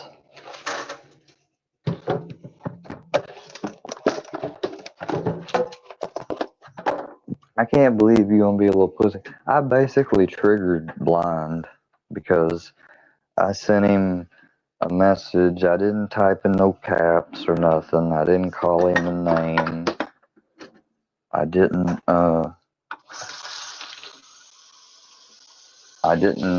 necessarily like disrespect him directly or to do it just to disrespect him in any way or be rude. But I straight up said very direct that I didn't know you was that desperate for views, man. Like, you tell me all this stuff and you say, you're not gonna let anybody steer your channel. I was like, that's exactly what you let happen. Tell me you didn't. And then you basically let me cause you to steer your channel right now, even though I didn't cause you or want you to do what you're doing right now, but I don't care. You're doing it because I sent you I think two and like a quarter, so just about 2 1/4 private messages, just real quick ones, not even that big or long. And I said, I didn't know you was that, hungry for views and we're going to be two-faced about it. I was like, you told me to block if it gets serious. That's the first thing he said. This is all truth, by the way. I block. Then the chat starts complaining about it, and I step in, not of course to be rude, but to let you know this is one of the first things they do. If I come to a channel and I get a wrench and I've told you about my issue, they come in here as one account, I block it, right? Then they come in on another account and they act like they're a different person. They're the person that legit 9 times out of 10 just got blocked. And they say, why did so and so get blocked? Like they saw them get blocked or something. Nobody sees it. All they do is they see sometimes stuff disappears. They don't know if they got timed out. They don't know if the message got deleted. They have they don't even know if the person didn't delete the message themselves. It could be a couple of different things. But they say that shit to get your attention on it because they want you to read it. Because it's natural to read messages. But you're not in a natural live. You're not hosting a live where people are coming because you got a topic you're sticking to and they're asking you questions about their topic. No, you're actually trying to talk about something, and then all of a sudden they're mad because somebody's moderating that you told could. And I wasn't blocking all the time. I was timing them out too. Because you said not to block unless it was serious. But you didn't say I couldn't time out. So I timed some of them out. Just for like 10 minutes or sometimes 20 minutes. Really, really bad ones sometimes I hit for 24 hours because I was going to tell you that if you do a live, shit, my bad. I was going to tell you if you do a live the next day, after some of them will be untimed out, do a live, make a topic about something. I won't come in at all. I won't even be live, or maybe I will go live, whatever. You go live, I said, I bet you, if I probably especially go live too, or I'm already live and then you go live, I guarantee you none of them will fucking say a word because they'll be over sniping and at that channel unless they're working or something, or they're doing something else in their life at the time. I was gonna tell you to do that, but I didn't. I ended up fucking forgetting. But I wish I had, because I would have made a very good point to you. I wouldn't have been able to tell you publicly that, because if any time I say something like that, unless it's something eventually that will happen, if I say something temporarily that they can technically do the opposite, they will. So that's why I wouldn't say that shit publicly, because then they're going to make sure to do the exact opposite to try to prove me wrong and make you doubt me. That's just the way this shit goes, dude. You don't realize there was this one channel I went to, and I swear to God, like, the only thing that I can think of is that one of the people that watch some of these channels, fusions, whatever, they must have had a sub there, and maybe there was just no one else live, and so they went by there and they saw me. So they go tell all of them, hey, y'all, Square's trying to fucking da da da da. Then all of them slowly start coming in the chat. And these people are fucking doing shit like choreography, uh, having really basically just very chill and, you know, just discussion about different things that randomly come up and whatnot, or something if it's a topic. And then they're doing little breaks where people take turns, or they all singing something together, what have you. They was just having a chill time. And it was run by this lady. And I was over there, and I was just trying to get to know them and shit. I didn't bring up anything related to me, because I actually thought, well, there's fucking no way surely anybody's gonna find this channel. The way I found it was, what did I do? I think I went through a feature that allows you to look at stuff like active right now all over the place. And I went down quite a ways and saw that and clicked on it. Random too. Like, I wasn't just live and ended. Like, I had been not live for probably not since that morning. And this was at night. I was there maybe a total of just 45 minutes. Boom. They start coming in. You talk about, like, I mean, start trying to get on the fucking panel.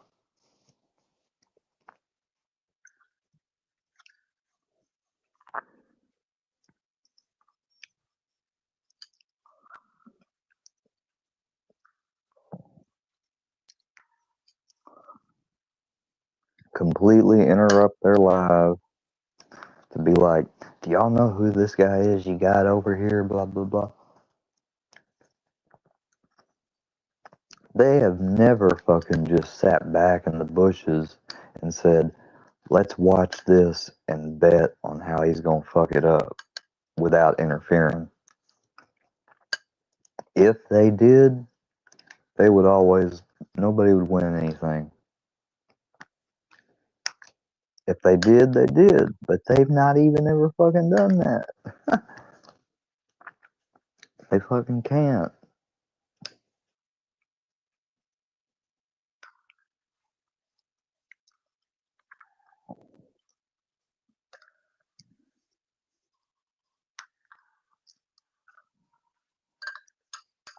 Want to talk about Marquette? Bro, Marquette had an ass with no wrinkles or anything, wasn't fucking a BB, didn't have no Brazilian butt lift or nothing, natural. Cute ass tit, boobs. Not fucking overly big, not overly small either.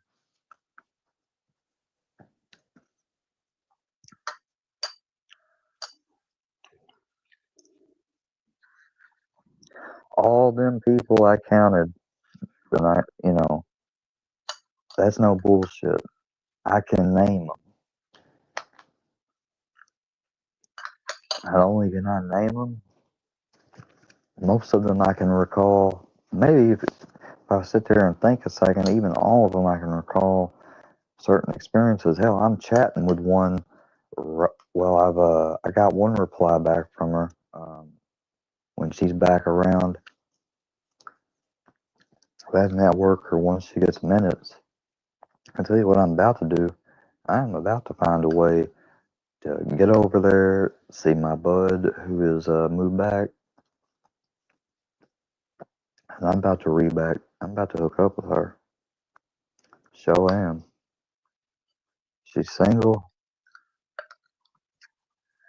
and she originally came to me and wanted my number.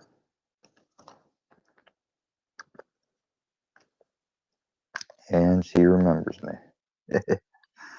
Because I was straight up like, hey, do you remember me?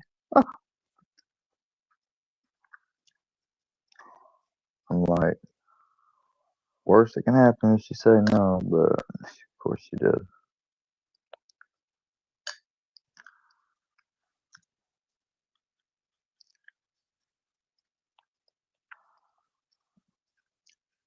Her and one other time in high school is the only time I've had two.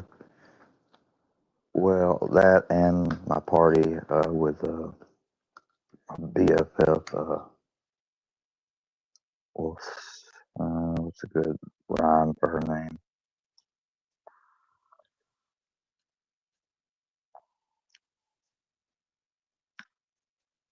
Lega. We'll say Lega. Fuck it. Uh, Lega. When she got us drunk that night and shit, I ended up losing everything and being with a second person. We'll call. What's her last name? Okay. Sellers with a Cellars. So Sellers was the second one. And this is a little embarrassing, but fuck it, I'll tell it. I ain't got shit no skin off my back. The first time with the person that you see in my homecoming photo, that's my first. After her, which then she went and hooked up with other dude. There's only me and another dude there, and there was three girls. That means one girl was legit like just chilling, having to sit in the other room.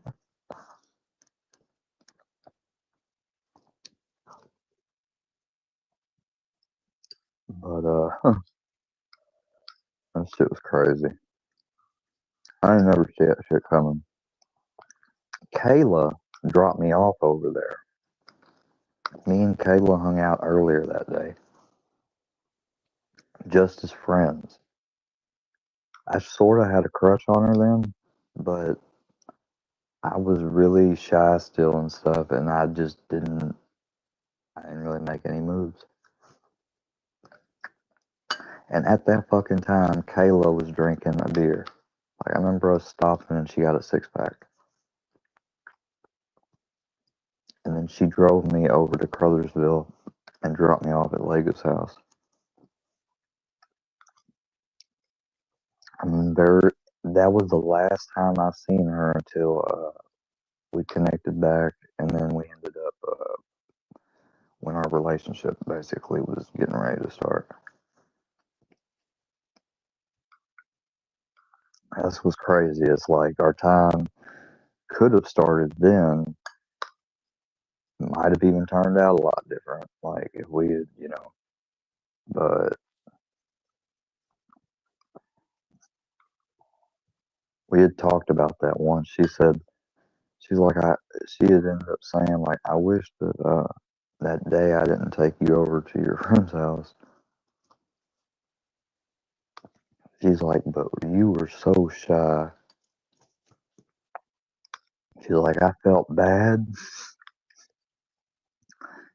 She's like, but I also didn't want to like come on strong either or anything. I was like, shit, I wasn't cute or nothing. She's like, stop. And she's like, but if you came into my life, then she's like, I probably wouldn't have ended up going to Memphis and getting with this one dude. And that's when cause she went to Memphis and went to a psychiatric place there when she was a teenager. She hadn't went yet when I was 15, and she dropped me off that night. But I think she went like a year and a half at the most later.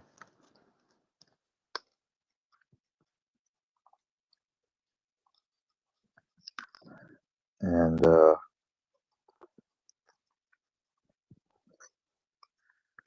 anyway, so I was with Sellers next. I go in there. First chick like was very fucking took control. I didn't do too much. I was pretty much like, I just sat there. Um, now this one was like, the opposite, and not trying to get too graphic or anything, like, because I know nobody really gives a shit, and I'm not trying to brag or anything either. I'm just sharing the story. Like, honestly, I'm not bragging. It's nothing to brag about because it's actually embarrassing. I shouldn't probably just show up, but so basically, being my first time, uh, didn't have any condoms. Nobody was worried about it either, nor wanted one. Probably was some there that Lega could have got for people, but it all happened so quick, probably spontaneously. So no condoms, none of that.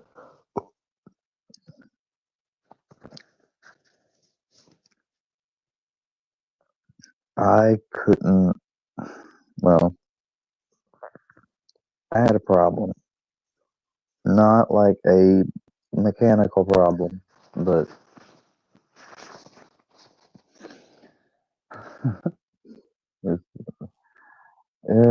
let's put it this way: I didn't do the old hop tour. I didn't spin on that thing.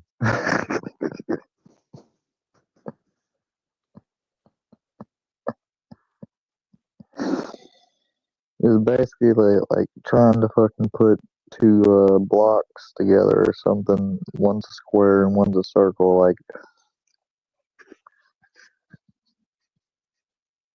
it just, and I swear to God, this was the worst fucking thing to be told. Oh my God. She's like, she straight up said to me, are you retarded? Bruh, I about died, bro. Like, I felt like my dick was about to just.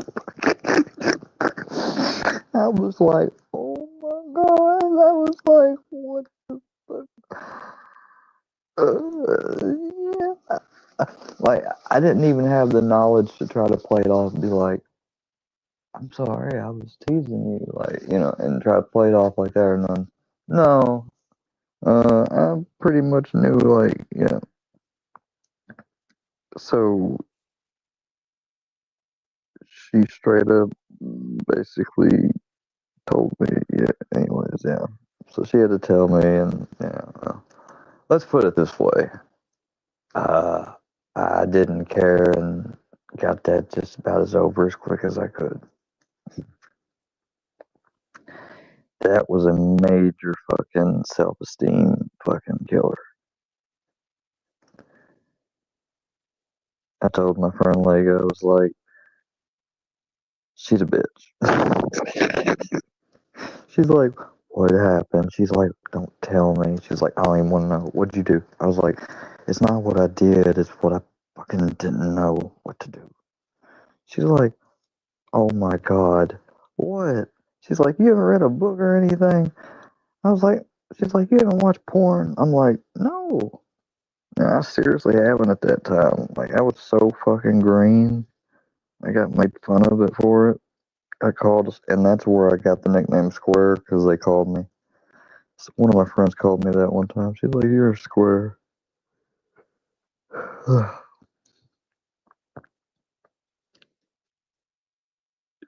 She eventually did though when I told her what. She's like, "Oh my god." She's like, "You poor thing." I'm sorry. I was like, "Don't pity me." I was like, "She didn't have to be an asshole. She could have just been like." You know, I was like, hell, I said, matter of fact, she actually could have. She was like, she busted out laughing. Did, she's like, did she not? I was like, hell no. I was like, but I did her. I was like, I fucking was a gentleman about it for her. I was like, I tried to make everything up to her for that, but I was like, she was straight up mean, asking me if giving me a question like, "Are you retarded?"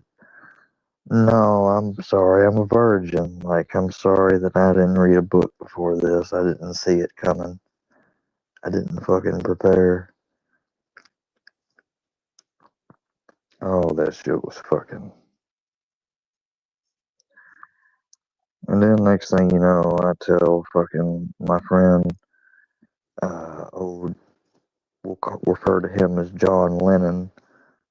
He fucking was like, God dang. He ended up dating Lega later on, but you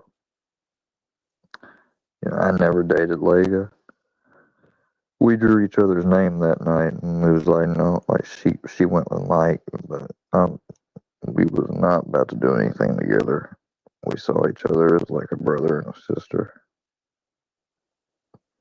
and I never was like, you know, I didn't ever try to make it anything more either because I just didn't see her that way. I saw her as somebody where I could like tell stuff that I wouldn't even want to tell maybe a dude or especially any other girl. And she didn't fuck me over either. And as a trade off, I got to be her fucking boyfriend mediator, especially when she dated my best friend. I had to fucking sit there on the phone for a fucking hour or and a half, listen to them go back and forth and fucking interrupt and call one or the other out. And God. But I did it.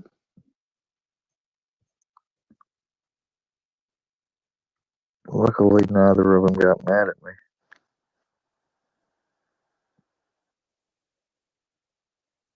My friend was a simp for her. He just worshipped her feet on the ground.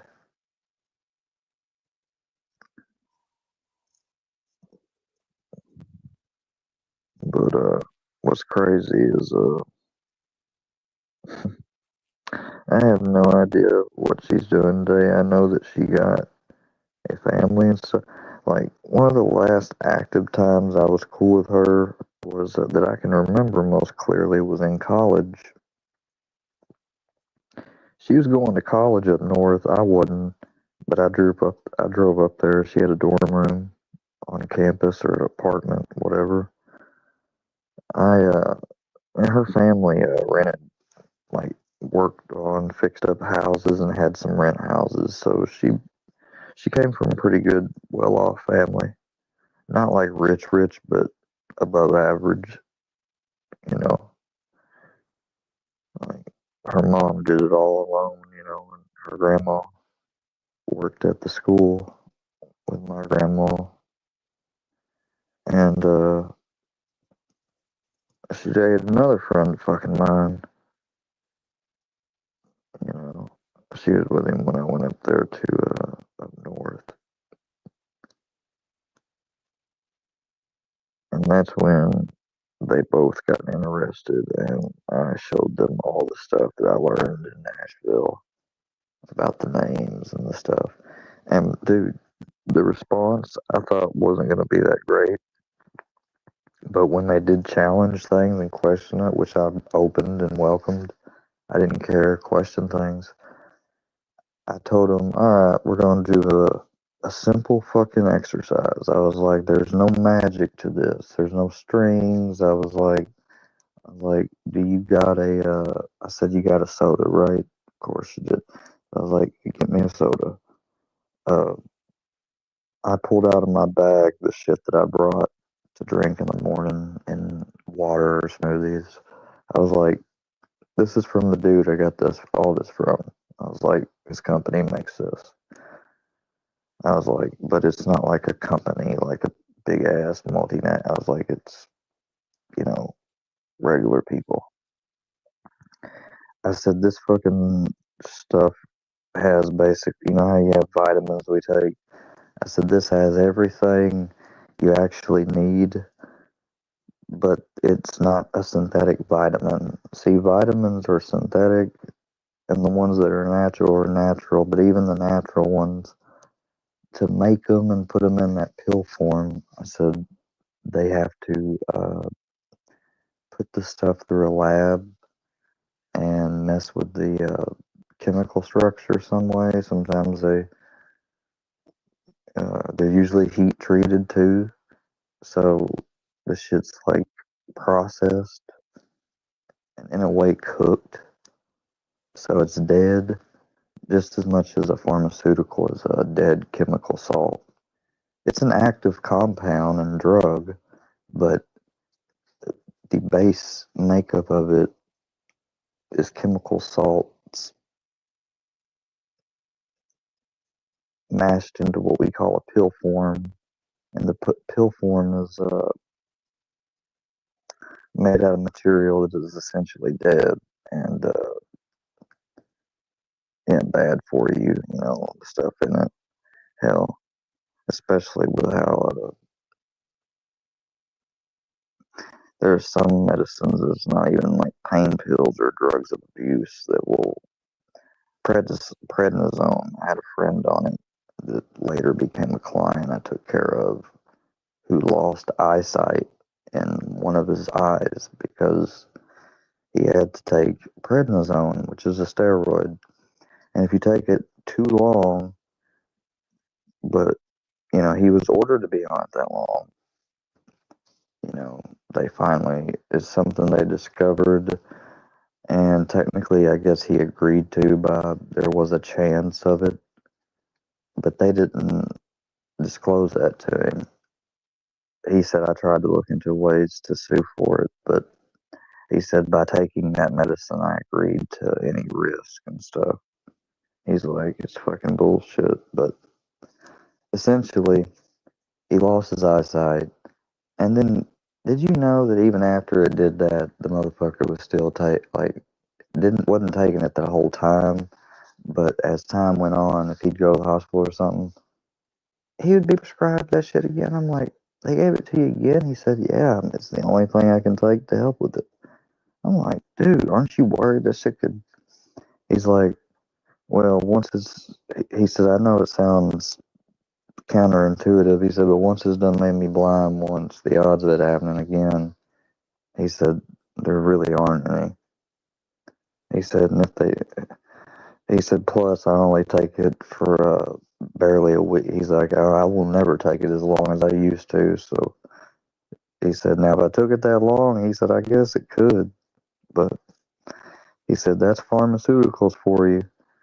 I said, man, there's got to be a way that human beings can make medicine that doesn't have shit that does that, but still does what we need it to.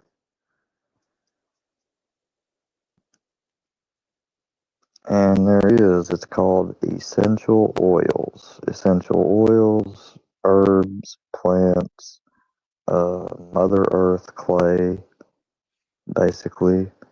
Especially red Virginia clay is really good for your skin. Uh, what else? About 40 plus different herbs that are put together that You can get in a powder form now if you want, or you can get it in the old form, which is a tea that you boil. I mean, and I'm going to tell you now, you can add lemon and stuff to try to help it a bit, but it is bitter as shit. But you think I'm lying to you when I say that you've got dead, clogged, hanging in your colon, stuck, not moving, fecal matter, and undigested food particles. Just make the tea, drink it, drink some fennel with water only, don't eat shit. That fennel will keep you from getting hungry, it'll give you energy too. You're not gonna starve. And you do that, hell, you're supposed to do it 5 days. If you just do it 3 days, you will you'll become a believer. Either that or you'll just shut it down and say, I don't care. I mean, some people can do that even once they learn. They just don't care. That's why, as people get older, their gut gets bigger and bigger. And if they don't drink, it's not rock solid hard. If they drink, it's not only big and bloated, but it's fucking rock solid hard too. Uh, but that is literally a combination of the intestines packed full of shit, literal shit, all right, that didn't process, they got stuck. It can lead to cancer, and the body and the fucking colon, stomach, intestine, that it has to fucking keep, it has to retain water, extra water in there to keep some of that shit in suspension so it fucking doesn't kill you.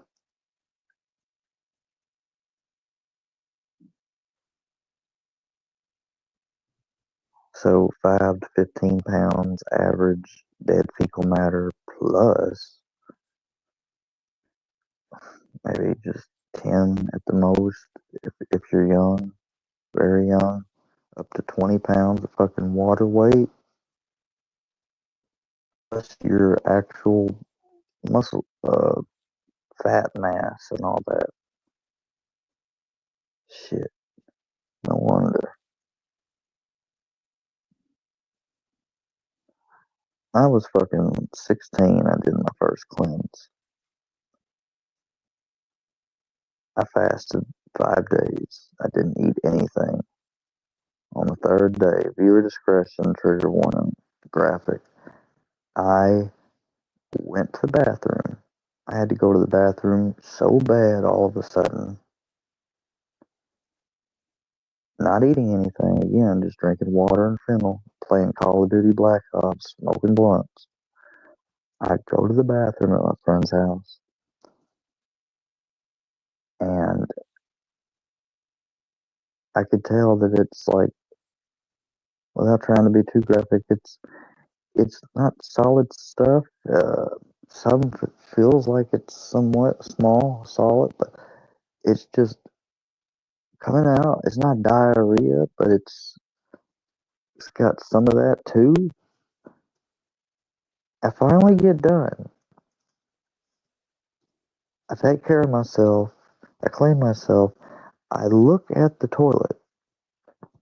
I see what appears to be, I swear to God, 1 to 2 pieces of like, it was white-ish and had a brownish piece at the end. It looked like chicken strips, which is something I ate a lot. It looked like chicken strips that I had chewed up that had not digested. And then I saw what clearly was identified from books I did research and other things, parasites coming out of me. They were like little, they again, not to gross anyone out, but they're like little circles of brownish, whatever, and then they had these lines that extended out. That's parasite. It wasn't like really squirming around or nothing, but it was a parasite. And then I saw uh, some what looked to be like really dark old spots of fecal matter, and the rest like either diarrhea-ish type consistency stuff.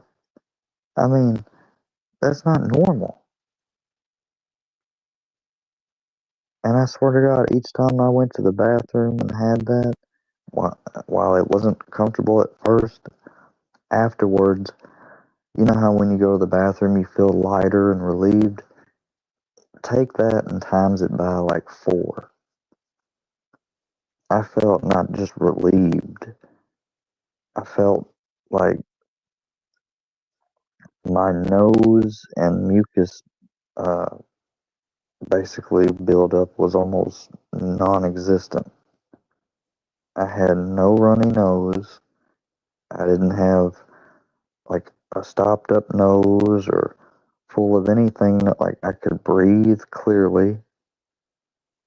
A lot of the times I suffer from like one nose getting blocked up, not because there's junk in it, but it's just constricted for some reason. None of that. I could breathe. Uh, every time I went to the bathroom too, as time went on and I rested, I felt like my mind was clearer, like I could think faster. I was coming to conclusions of things and making connections to stuff that I hadn't done before. I noticed all that, and I asked about it and reported it and shared it. I said, "Am I going crazy? Am I matching?" And he said, "No, you definitely your IQ will go up some." He said, "It's not going to be a huge amount easily, but stuff like that will happen." He said, "Because you're getting rid of all of the dead stuff that's, you've been used to polluting your body with, which is essentially your temple." He said, "By having us eat this stuff and keeping this culture of this wrong stuff going on and prevalent," he says, "it keeps people asleep. You have less energy. You can't do as much. You're not going to accomplish as much either, spiritually or physically, when you eat all that bad shit. It weights you down, and uh, it just, it literally destroys you."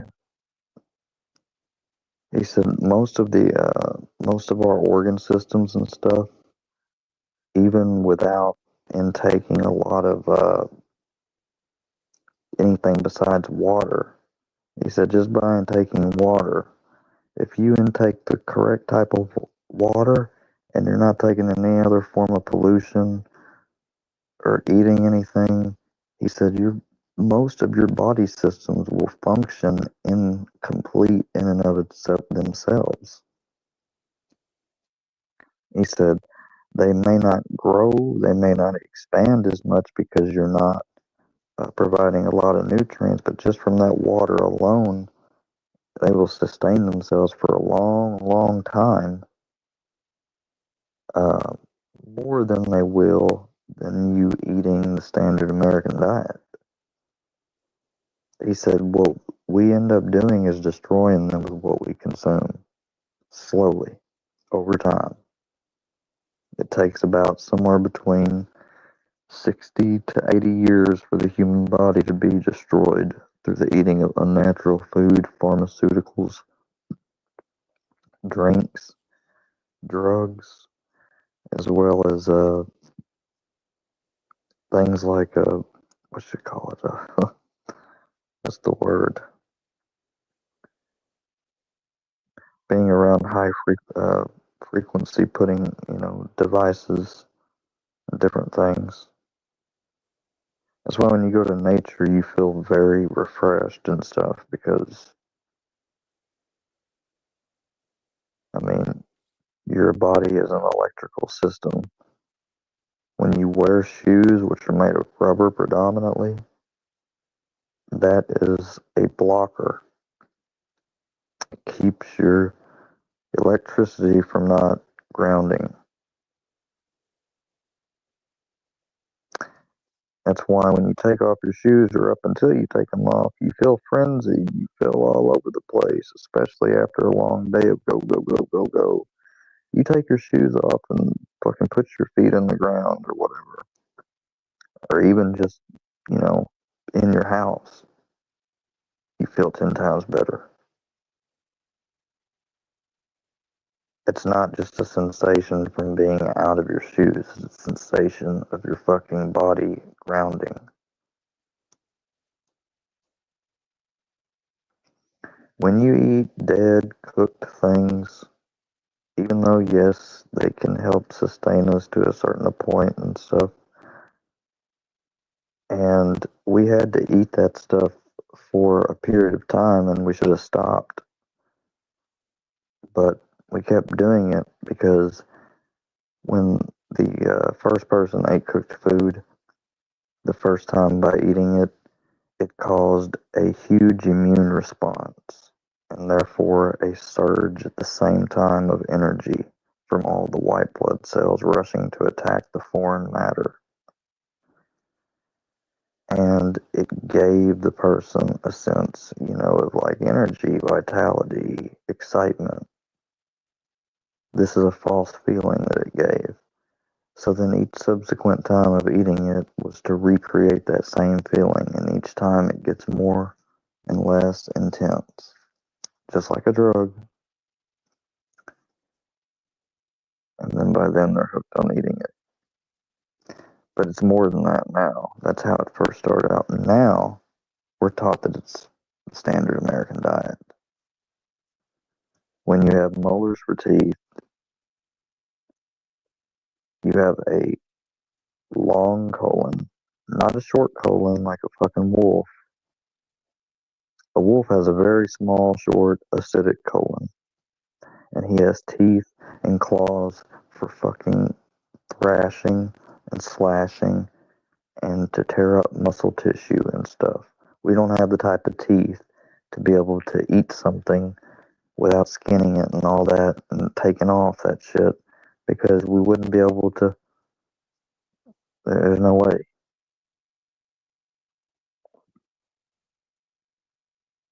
We have a long alkaline based colon.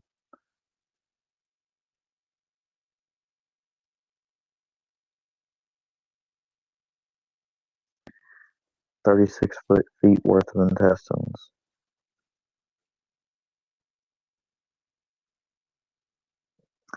The mucus buildup, sneezing, runny nose.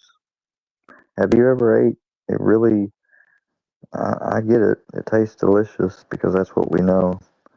But have you ever ate a really good meal, or especially a spicy meal, and you noticed your nose just running? I'm talking about just fucking running. Not because of allergies or anything, but just like as a result of you eating all that food, especially if some of it's spicy.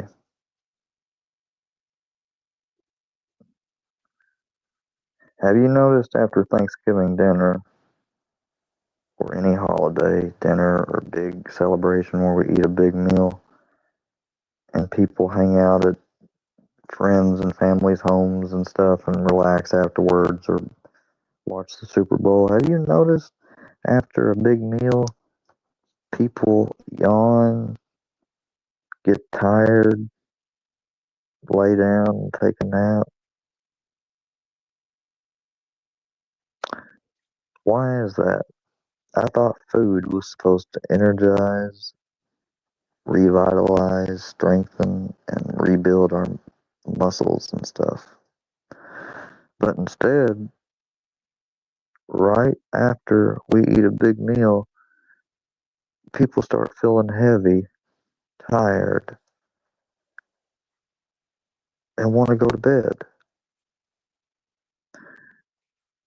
The African culture even came up with a term for this that they use.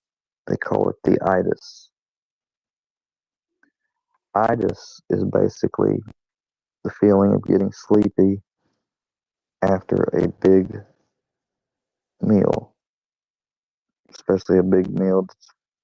You know, we got a lot of dressing flavored filled up in it.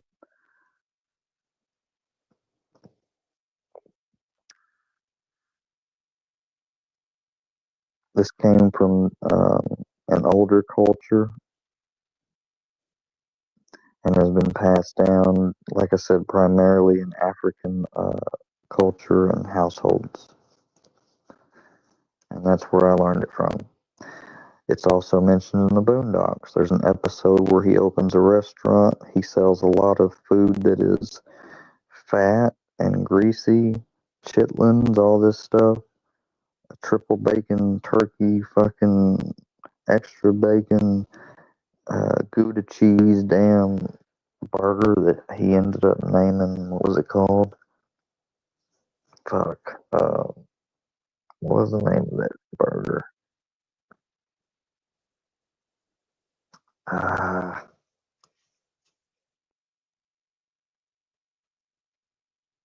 what was the name of that shit? God dang it. I'll think of it before I look it up.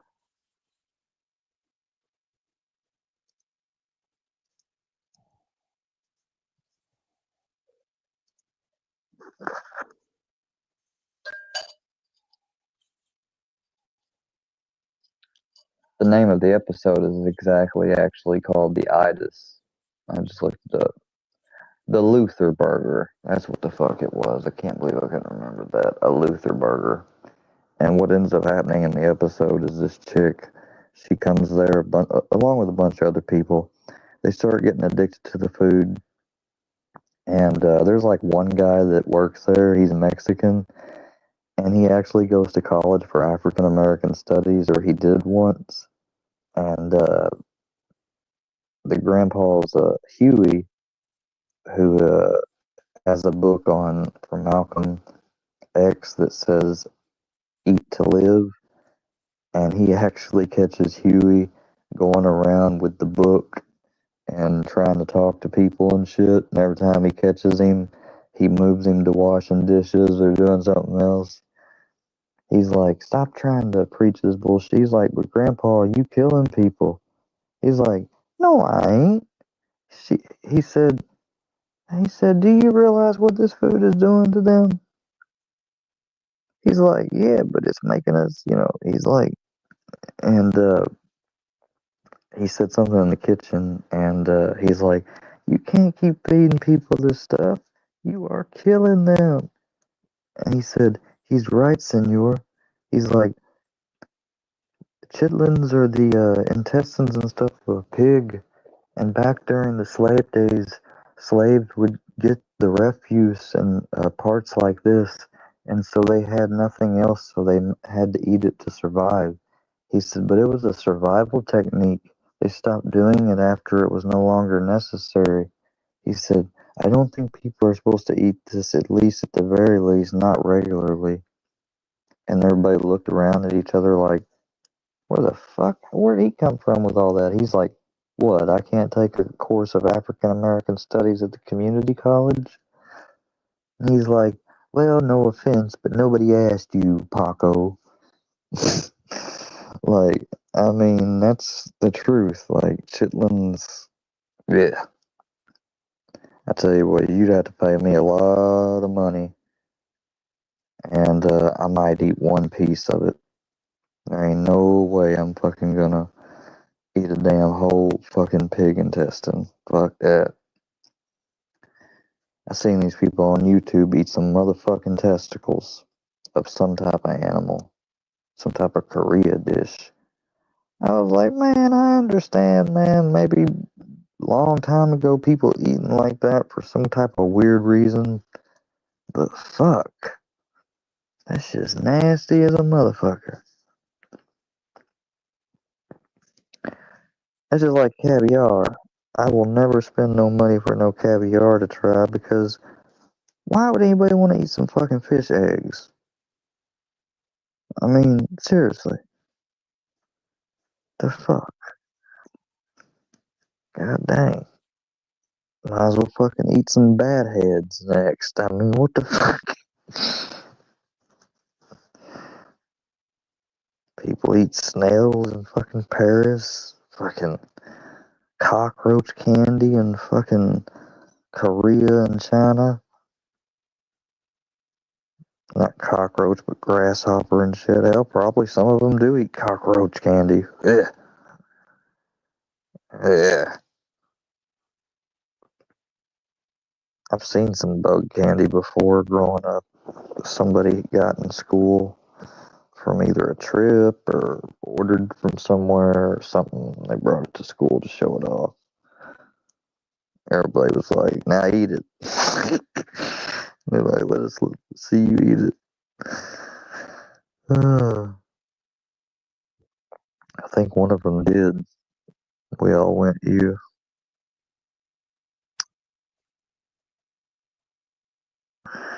This one fucking kid, man. I remember growing up. He fucking climbed up all the way up the biggest ass tree. It was a tree that we kind of like to go to, kind of like a base or hangout spot. This motherfucker gets the bright idea because he's, I don't know, probably maybe something going on at home or a combination of shit, stuff at school. He climbed all the way to the top of this fucking tree. And, hell, he even did it when nobody was looking, really. So nobody was watching him do it. People over at the tree, he yelled at him and he says, I'm gonna stay right up here for the rest of the day. He said, y'all don't say nothing. Of course, they're gonna say some shit to other people. Probably one of them told a teacher. Next thing you know, you see the fucking principal running out there. A teacher that's watching the whole group outside at recess. They would all have a blowhorn that they could press whenever it went beep. That meant get your ass inside. If you was doing something fucked up, instead of running way over to where you're at, they just get on the blowhorn and be like, Ian, you better fucking stop. God dang, what's something I did? You better stop throwing that ball at that. I didn't throw anybody a ball at nobody's head, but what was it? Get away from over there. You know, like, I think, yeah, I used to get on the fucking far edge near the farm, wanting to look at the farm and shit.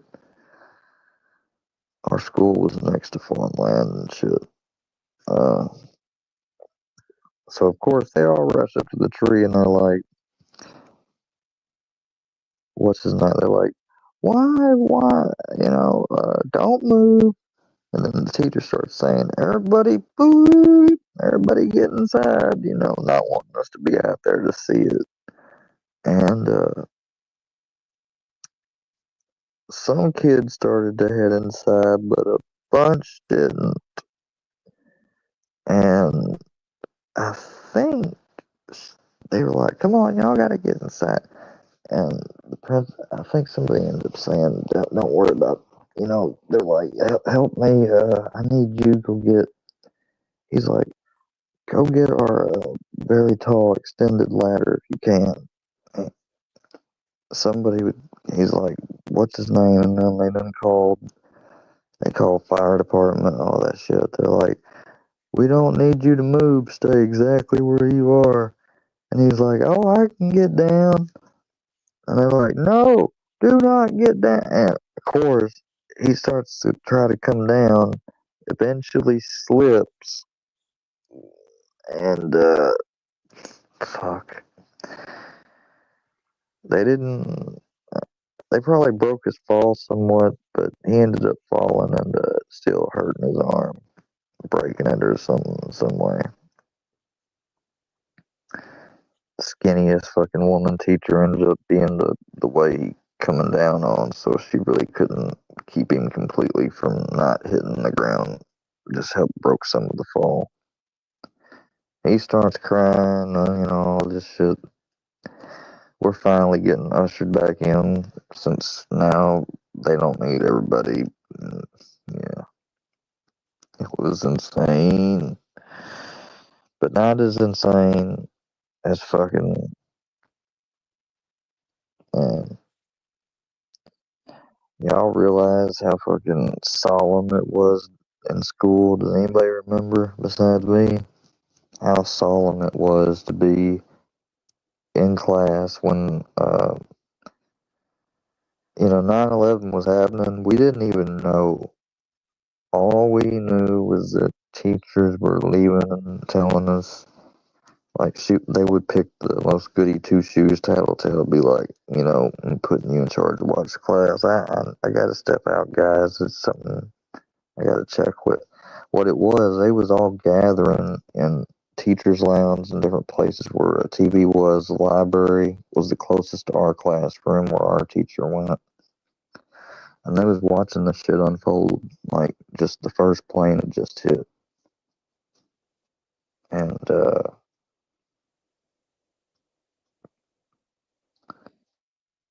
she had said, my grandma had said that somebody immediately, one of the teachers said, I think it was Miss Meredith, basically had said that I guarantee you it's an attack. Such as the odds of a plane driving the way it had to fly straight in the path of that building. They're not even, they shouldn't even be flying that low to begin with. It's not normal. That's an attack. If it's an accident, it's one hell of an accident. Must be, And then when the second one hit, everybody for sure knew we were being attacked. And, we straight up had free time that day. Like, they just left us. We were in the computer room at the time, so we just stayed on the computer. What's funny, though, is that being at our age, all of us were on sites. Like, there used to be these lifesaver sites that had all these games like Putt Putt and, you know, uh, different golf and all types of different, like, challenging, like, little bitty puzzles and different flash animated games. And that's what we would play. Does anybody remember those when they were younger or in school? Did you ever do them? There were some sites that teachers would direct us to where, especially in the holidays, like you'd have a little room to decorate a Christmas tree and decorations out and different stuff. It was all like, like Adobe Flash at that time was like the newest, hottest shit. And all those websites were, and of course, never asked you to pay for anything. Sometimes you could actually enter sweepstakes and stuff. They'd try to get you on maybe a mailing list. That was about it. But it was always free. They would come up with a bunch of new games and stuff too. We'd just sit there and would play that. Whenever we wasn't doing some specific assignment, they'd let us do that shit.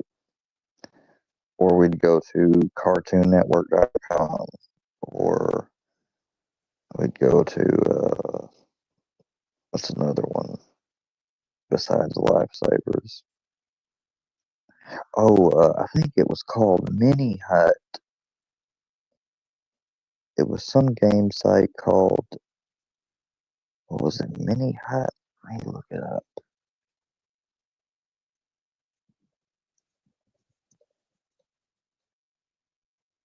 Old style game site. What the fuck was that called?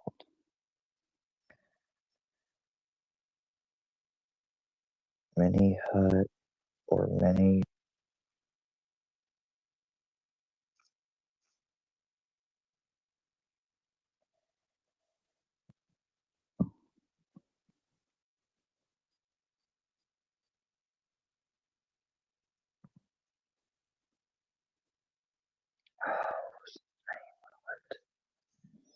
It was, damn, it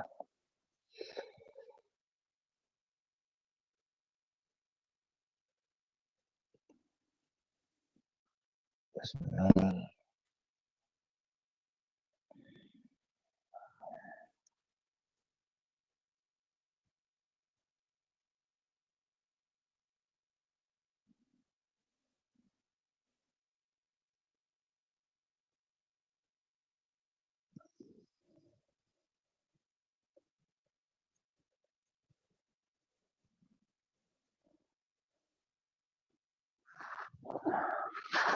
What was the fucking name?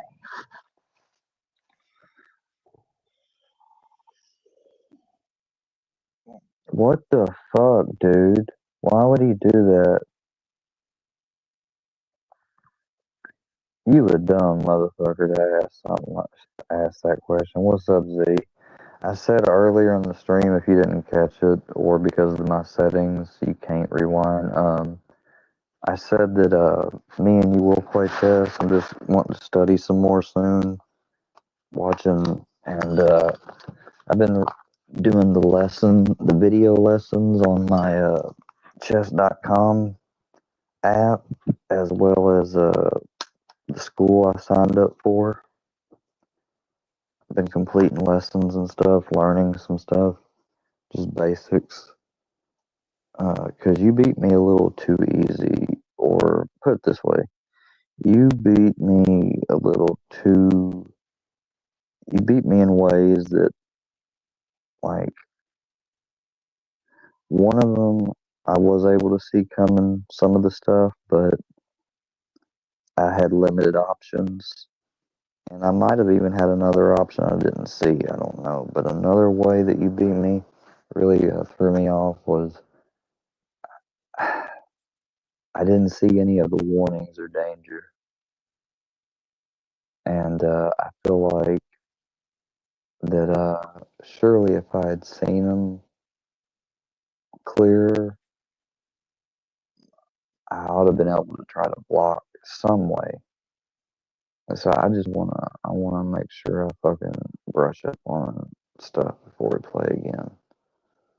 Because my ratings went down so, like, my ratings not been shit anyways because I'm a beginner, but still, even for a beginner, like, I've lost like 70 points.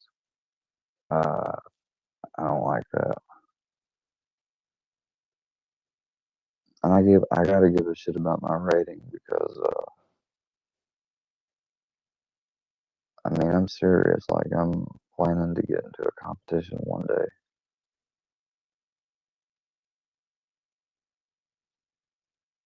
I don't give a fuck if I finish in second, third. I want to be first, but, you know, everybody does. So,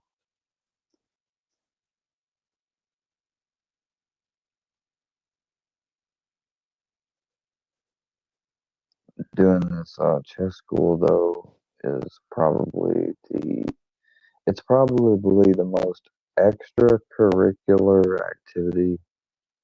Like, because look, I know I suck at art. I don't like really, it's not really my thing either. I suck at it. It's not I can't play music.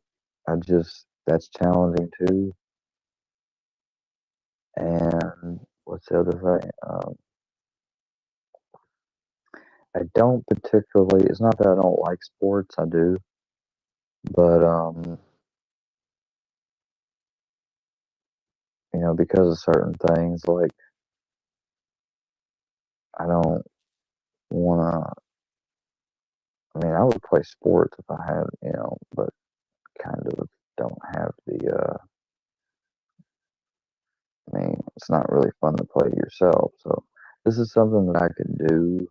I can do anytime, anywhere. I can, there's a large network out there for it. It's competitive. It's stimulating for the mind. It's good for the mind. And it's fun. I enjoy it.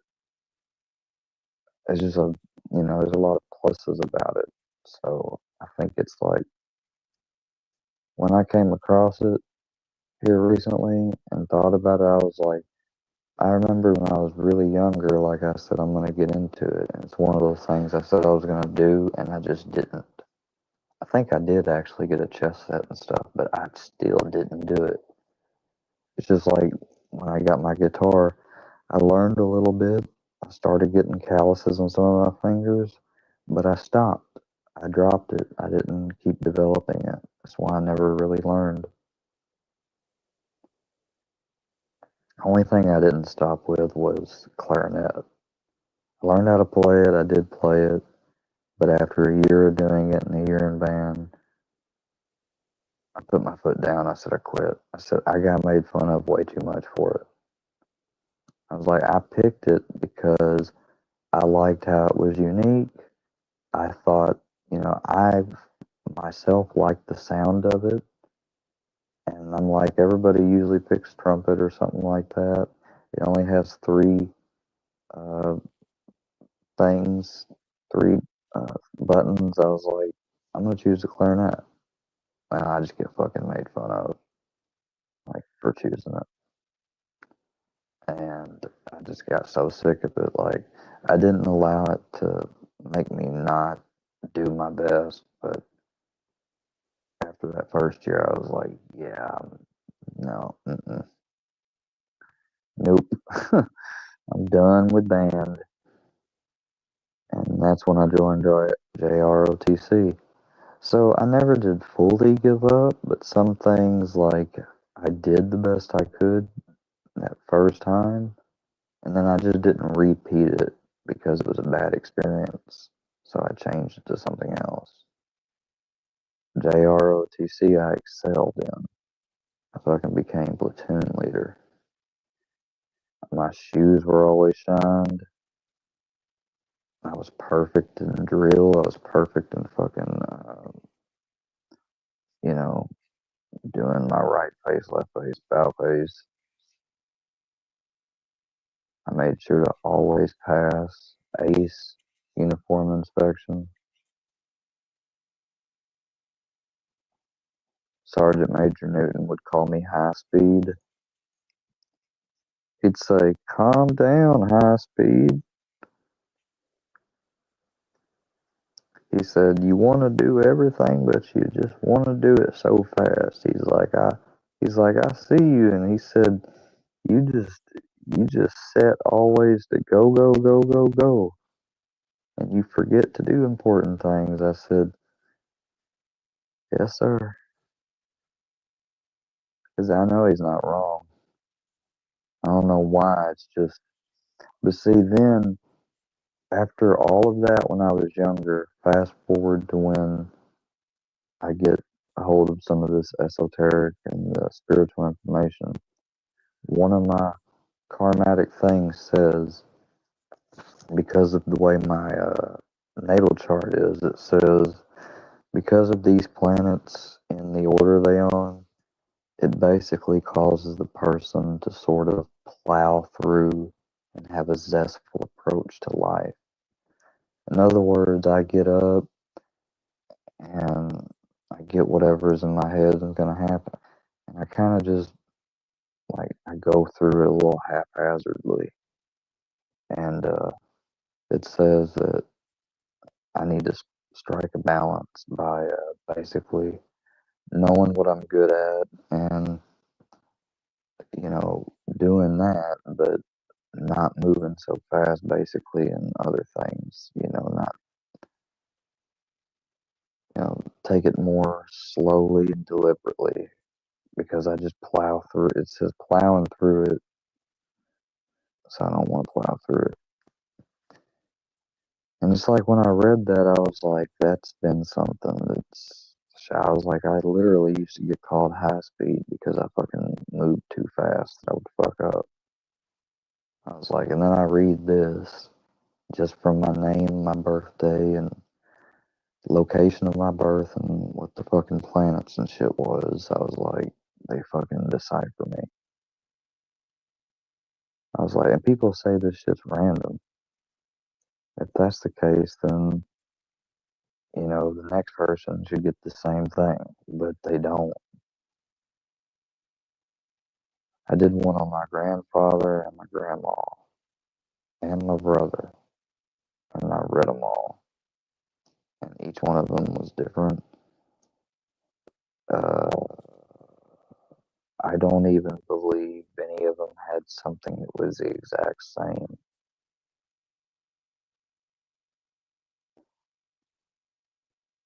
My granddad says,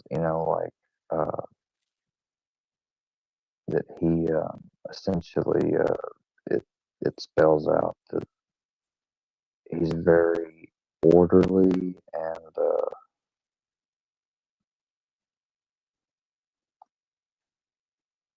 has the steps he knows to take to get things done and to enjoy his life without ever worrying about stuff piling up. And that's the exact truth. Unlike me, who sometimes will let clothes pile up or etc., he freaking, if he does something, he doesn't just do the bare minimum. He does it, he picks up after it, he preps it for next time, he finishes it, he puts it up, and like I said, he sets it all up for next time so he doesn't have to stop and do all that stuff again next time when he needs to do it. Like, he just keeps shit running like a well-oiled machine. That's just how he's built. That's how his mind navigates shit. Whereas I pretty much go by fucking as I come across it.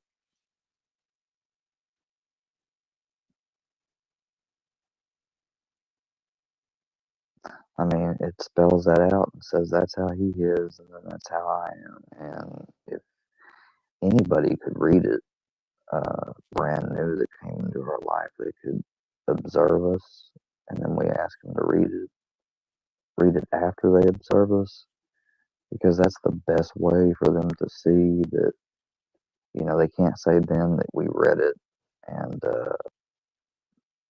basically made it true with their mind and made it look like that's what we're doing.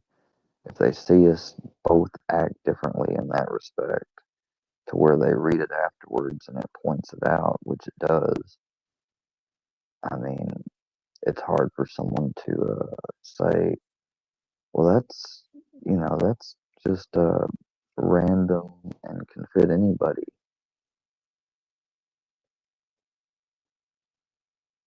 Because if you look at the horoscope of somebody that's just by their sun sign, it can be very vague and random to fit almost anyone. But if you look at someone's natal chart and their uh, and stuff based on their natal chart, it points things out that are identical to a person that somebody has witnessed or seen from that person, and will say that that's completely spot on. You know, that's how that stuff works. And you can say, well, I don't believe in it. You don't have to believe in it. That's the problem right there. Our earth is ruled by two things: belief and recall. Belief says, I do not know. I just think and put all my weight into this being correct. It's what I identify with and agree with and put the most stock in. That's what the word belief means. For example, you wouldn't say in a sentence, I believe uh, the sun will come out tomorrow. You know the sun's coming out tomorrow. If it doesn't, it's because there's a fucking major problem. But you know from the rotation of the sun, the moon, of the earth, and all that, the sun goes away and comes back. You know that you're breathing. You don't believe you're breathing. You know you are. You believe that person may call you back tomorrow when they said they would, but you don't know for sure. But you believe they will. That's accurate. You believe the fucking Mets are going to make it to the playoffs this year.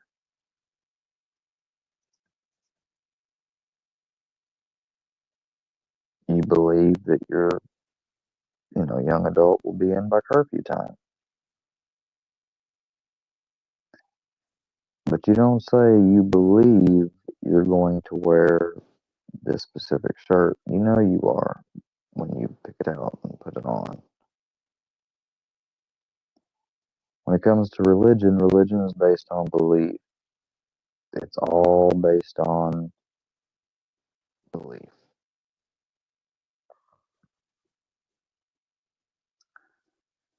They have people substituting the word belief for no and thinking it means the same thing. You have people that will kill you over belief, meaning because belief, like I said, the word really means and says, I do not know for sure. Think about that. There are people who will kill you because your beliefs are different from their beliefs, meaning because your I don't knows are different from their I don't knows in structure and likeness. They will kill you. Without hesitation, they will chop your head off.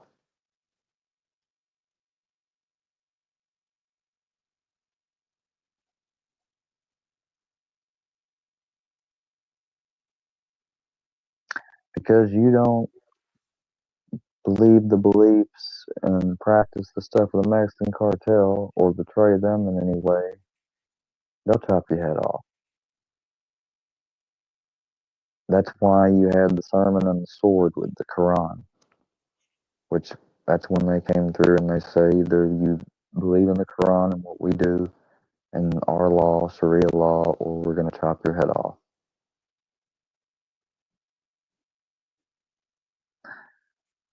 But let me tell you this. You want to know the group that has killed the most people in the name of religion? Even more than that, this is the group of people that kill and destroy everything they come across and in contact with, usually. Not just out of evil, necessarily, but that's the facts of what they do. You know who it is? Protestants. They kill everything they come in contact with. Protestants do, one way or another.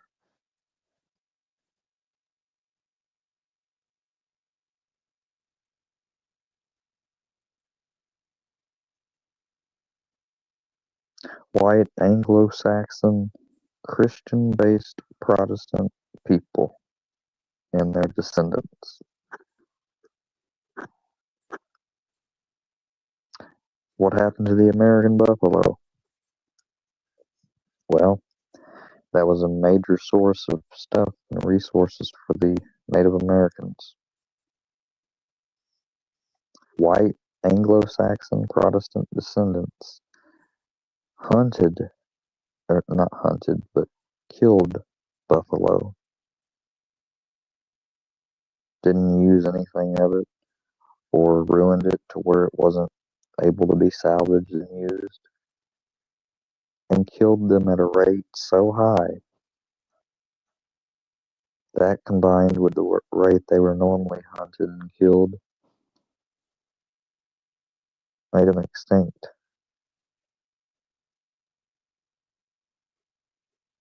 All because they didn't like and hated the Native Americans.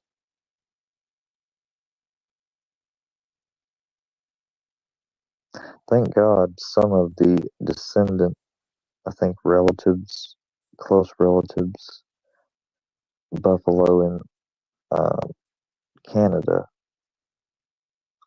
some of them are protected and trying to be preserved.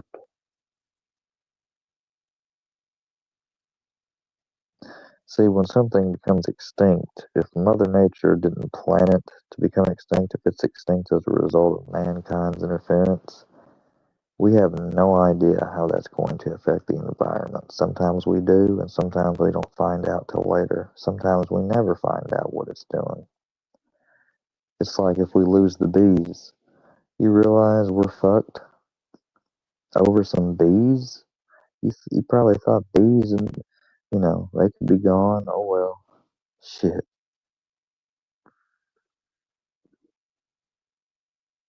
There goes a major part of the ecosystem.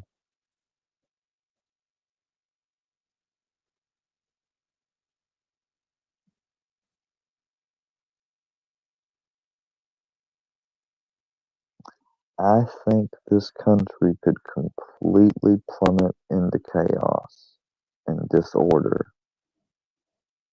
I bet you it could happen in less than 24 hours.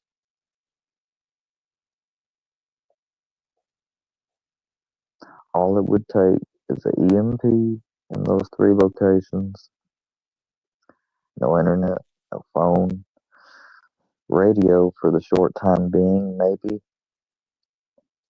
Unless, of course, that gets taken out some way. Well, actually, fuck. How you gonna use the radio? You don't have no power to power the radio. People would have to start working to try to reverse engineer batteries. The whole fucking system would have to be redone, built back up from the ground up. Unless there was some way they could figure out a way to salvage what's already built. I don't think they could.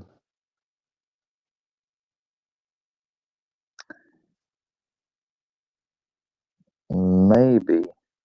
Let's hope to God that our national security defenses and stuff are on or have an alternate source that cannot be EMP fried. Because if not, then we'd be a fucking wide open sitting duck.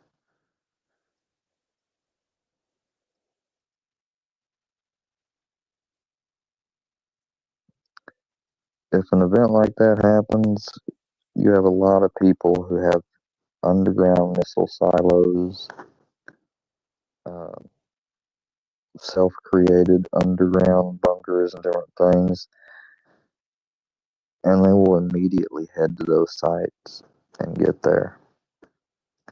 And once they get there, some of them have it to where they can last it out at least 10 years, maybe a little more.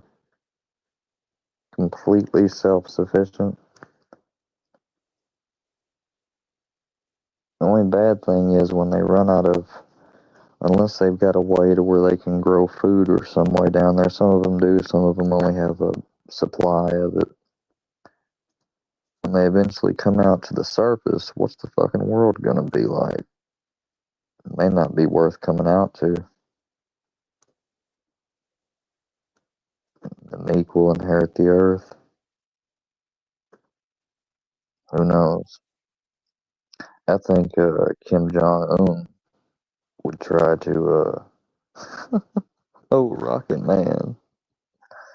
Can you believe, man, that, like, supposedly he's got a wife that used to be a singer or something, and they've tried to erase all her old life. And that train he takes to go places, he's got that train set up to where it will go to all the way to Russia. Most anywhere he goes, he takes that train. He don't like to fly. Um, that mug is bulletproof. I believe one of the cars has a helicopter somehow set up into it to where, if so, just like in James Bond, he'd get in that helicopter and take off if he had to. It's got anti-air missiles, machine guns. Like I said, the walls, windows, everything are extra, double, triple bulletproof and exploding proof, fucking thick. It can't go that fast because it's fucking such a heavy damn thing with all of its reinforcements. But I heard on the inside that thing is like each cabin, besides maybe the one that's dedicated to a lot of the defenses and stuff, is just complete like high end stuff, like stuff he's gotten gifts from other dictators. It is just luxury. And there's a clip, I can pull it up for you. There's a funny clip where they was struggling. Two of his fucking lower guards, it was probably like, oh shit, he's gonna kill us. They were having trouble trying to line up the the ramp that he walks off of from the train to line it up with the train, right? They kept having to have the train scoot back, scoot forward, scoot back. Oh shit, I bet you he walked by and he'd be like, I'll deal with you two later. Oh shit. You can get in trouble for taking a picture of the back of the statues of his father and grandfather. Take a piece of the banner down in a hotel, 15 years hard labor.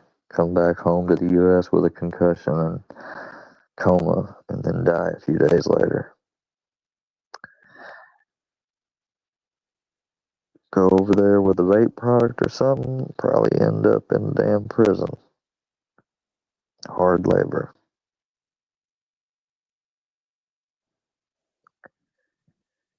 Criticize the supreme leader, even though you're not a citizen there, prison. You could not pay.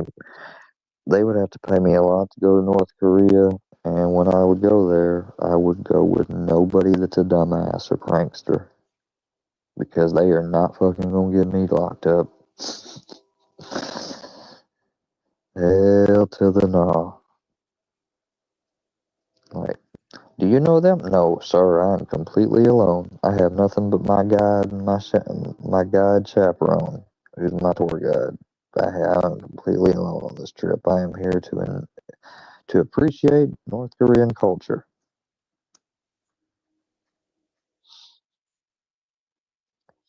I'd wait till I got back to the safety of the U.S. and then I would add and edit to my video and be like, well, now we are safely back home in the good old US of A. Now I can give you all my criticisms and crazy moments. I wouldn't have dared say over there for fear of being hauled off to a labor camp.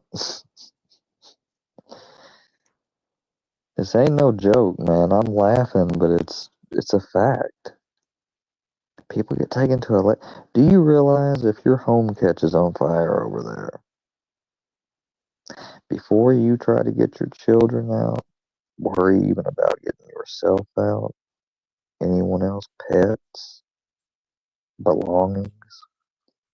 If you've got a picture of the supreme leader, or his father, grandpa, etc., and you don't get those things out of the house,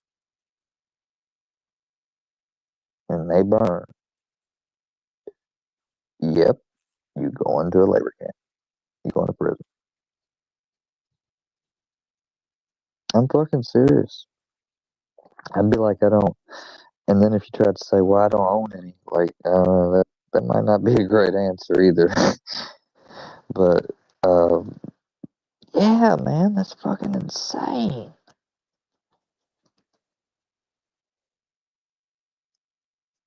Crazy. I remember watching some documentary. Was it Louis Theroux? It was when they went there to play basketball with North Korea. And Dennis Rodman was there.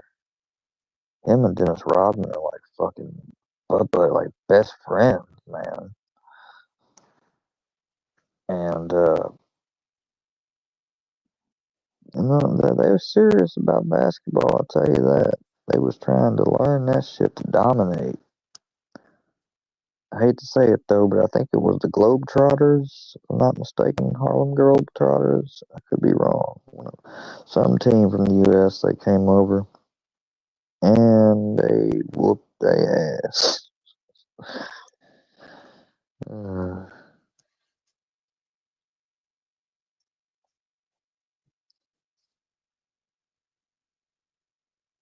Dennis gets up and gives a speech talking about, I want to thank my friend Kim here, and I'm just like, oh, come on, man, you gotta sit there and fucking like, damn, you gotta sit there and simp for him, like, fuck. All he did was let some Americans come and play with fucking them. I mean, God dang. It's not like he fucking ended world hunger or something. He can't even end hunger for his own country. Y'all look over North Korea via satellite at nighttime a lot of the times out of the year.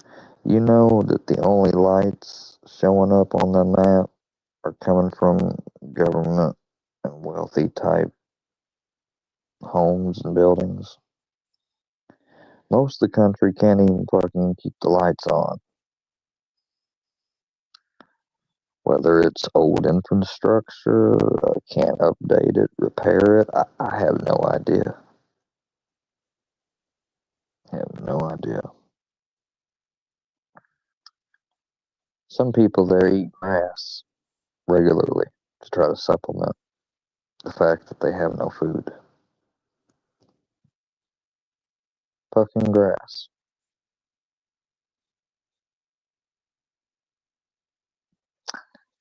I don't think Kim is missing any meals. That's why I love the interview.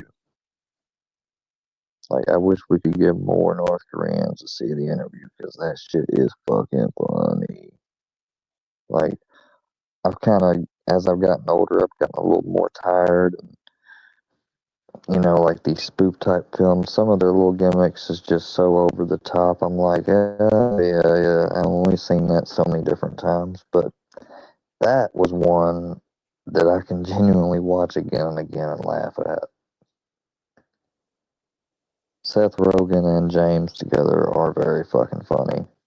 Uh, it's just one of them combinations where they're good, but I'm not gonna sit there and watch every film they're in together back to back to back because after a while, you know, what they're gonna do becomes predictable no matter what movie it's in.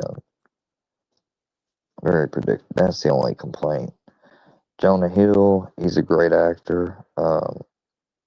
Like, I give him props for he really wanted to be in a Quentin Tarantino movie so bad that, you know, when it came to getting the lesser role of being a Klansman on Django, he didn't give a shit that he got a below average pay cut, even for his name or whatever, because the role was small, and he just wanted to work with them.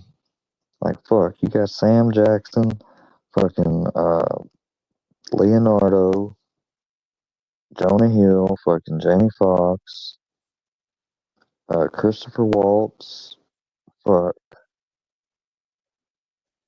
Oh, can't forget, what's his name? Walton Goggins.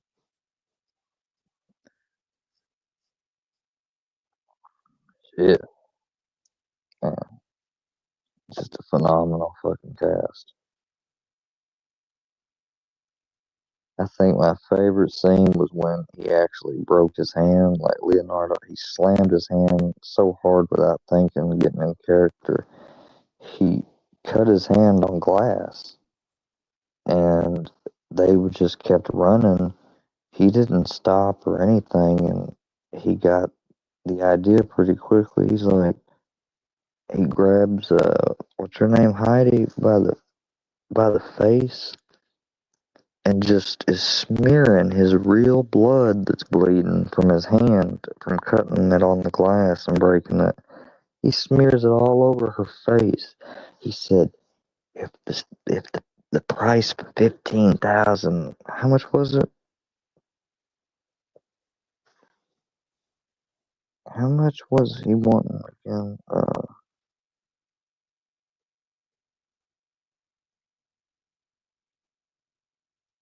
$12,000, I believe. Um, and he said, if you think my price of 12,000 is too steep for this one here, he moves all his shit off the table, puts her head down, and grabs his little fucking hammer. He's like, I'm gonna bust her skull and break it open right in front of you, and then we can examine the dimples inside her skull. He said, so what's it gonna be? He's like, I take it, you know, you prefer the fucking take it or leave it style of negotiation? He's like, well, under the laws, she's my property and I can do whatever I want.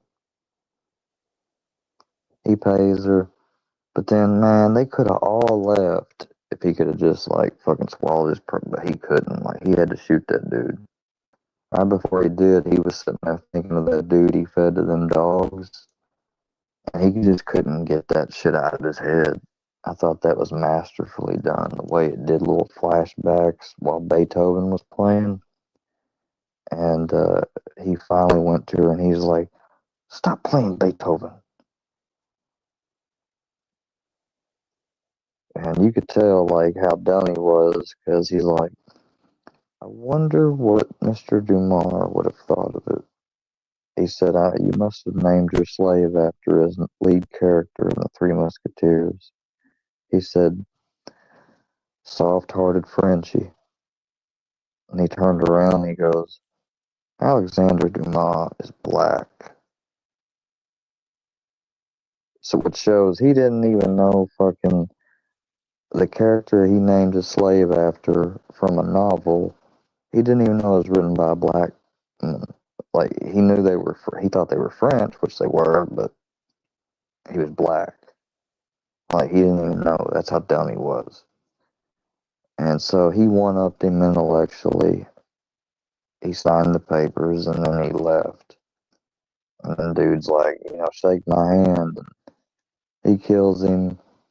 And shit, it's just such a good movie, man. Every fucking movie Quentin makes is good. The only one I haven't seen is Kill Bill. I've got to see Kill Bill. There might be one more I haven't seen. But I'm going to be seeing every fucking movie he makes. I've seen Pulp Fiction. I've seen Reservoir Dogs. I've seen Hateful Eight. I've seen Django. I've seen, what the fuck is it? Besides Hateful Eight,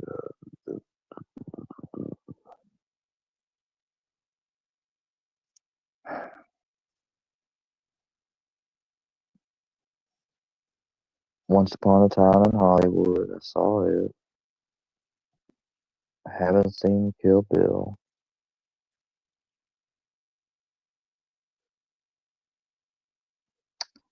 I remember saying, I know I've seen From Dusk Till Dawn, which he actually played. He's an actor in that. I don't know if he helped write or direct that or not, but he plays somebody in it.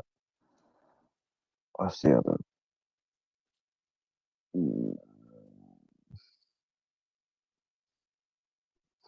I think there's another movie or two that's not that. It's kind of a little more obscure, older, but I'll find out. Anyways, yeah, I like movies. Sorry, I'm a movie nerd. I got kind of trailed off. But yeah, I don't hold it against blind, I guess it's kind of easy when you can't see that people are coming over and they already showed their hand and came over. Like, I could play the clip of Fusion saying word for word.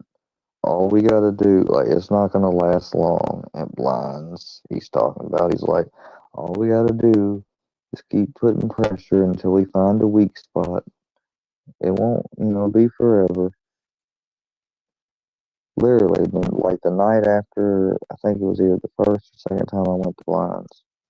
He said that the next morning because he was sniping. Then I stopped and he said it. Yeah, I recorded that, but I could play it right now, but I'm not gonna waste my time or give him the attention. Just take my word for it. He said it. He probably would even admit that he said it. If not, let me know if he denies it because I'll play it. And he's definitely said it. But like I said, I could play that right now, prove it without a shadow of a doubt, basically, that, essentially, if Blind didn't give in under niceness, they would have attacked him. Oh, most definitely. They would have doxed him, they would have doxed his mama, they would have doxed his daddy, they'd doxed his sis, anybody. whoever he was dating, if anybody online, they'd gone after them. They'd flood his chat. They'd blow him up with viewers like Filthy did one morning. They'd try to porn bomb him. They'd pretend to be me when trying to porn bomb him using a clip of me. They would fucking pretend to be accounts that he's never seen before, and hell, even I don't recognize, and run interference. If he was single, they'd fucking get some girl that runs with him to go over there and send him fake fucking pics, basically. As a matter of fact, I've already been told that that happened. That one of these chicks have honeypotted him and sent him pictures. I'm not making this up, I swear to God. I put it this way. One who's already referred to herself as a slut, like, has sent him pics. It's not even her. Not even her, right? Then again, to be believable, she might end up sending like a top, no more than maybe a little boob pic for her face, but the rest, they're fake. All to fucking, like, fuck, I can't get that from Square, all to fucking cause division and get a wedge between. This is what they do. It's what they do. Like I said, nice tactics first. That doesn't work.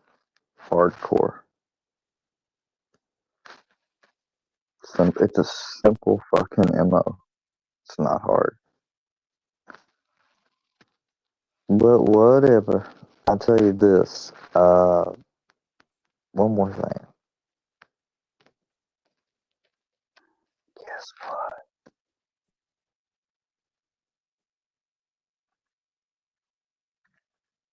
I'm gonna call it right now.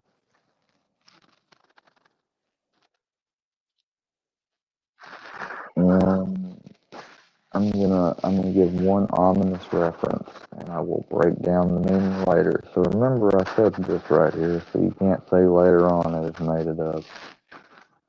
7 days. That's all I'm saying. 7 days. Just remember, secret message pointing out beforehand right now a prediction. It'll be revealed, and it'll be the truth in 7 days. If not, and I'm wrong, then I'm wrong. If I'm right, I'm right.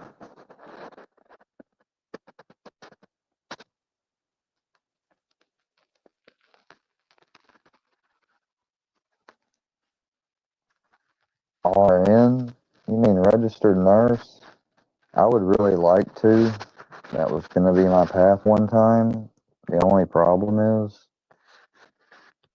I got through the math, the prerequisite math. I completed it. I got the credit, but I wasn't able to do anatomy and physiology at the same time during that semester. I could go through and do the classes. I have no doubt about that. What I have a doubt on is my ability to do those complicated classes, like being able to do two, or even at the worst, if they try to get me, if you have to do more than two in one semester. It's just trying to juggle as many. That's why I dropped anatomy and physiology before I couldn't drop it anymore, because if I dropped it by then, it didn't count against me. And my grade was dropping and dropping, and it was dropping in math. So I put all my focus on math, and I made an A. But I got criticized about it, not just one but two people, because they said, "You'll never make it. I mean, you got to be able to do both." Like, I just I had issues with it, and somehow through a discussion with another person in healthcare, I ended up changing my mind and taking something else. But it is what it is.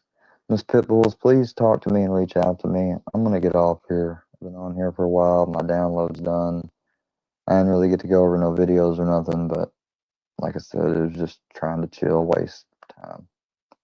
I told some stories, what have you. I'm out. Like I said, I ain't got no hate or grudge towards blind, but I mean, disrespectful, two-faced shit, and will not get no satisfaction to me. Keep my name, using it in your mouth and using it for views and stuff. You know, I'm not Danny. I wasn't tripping on you over a girl or nothing. Like, you did this straight up out of left field, out of nowhere, all because I expressed my opinion to you. You took it public. You tried to use it for content and views and attention.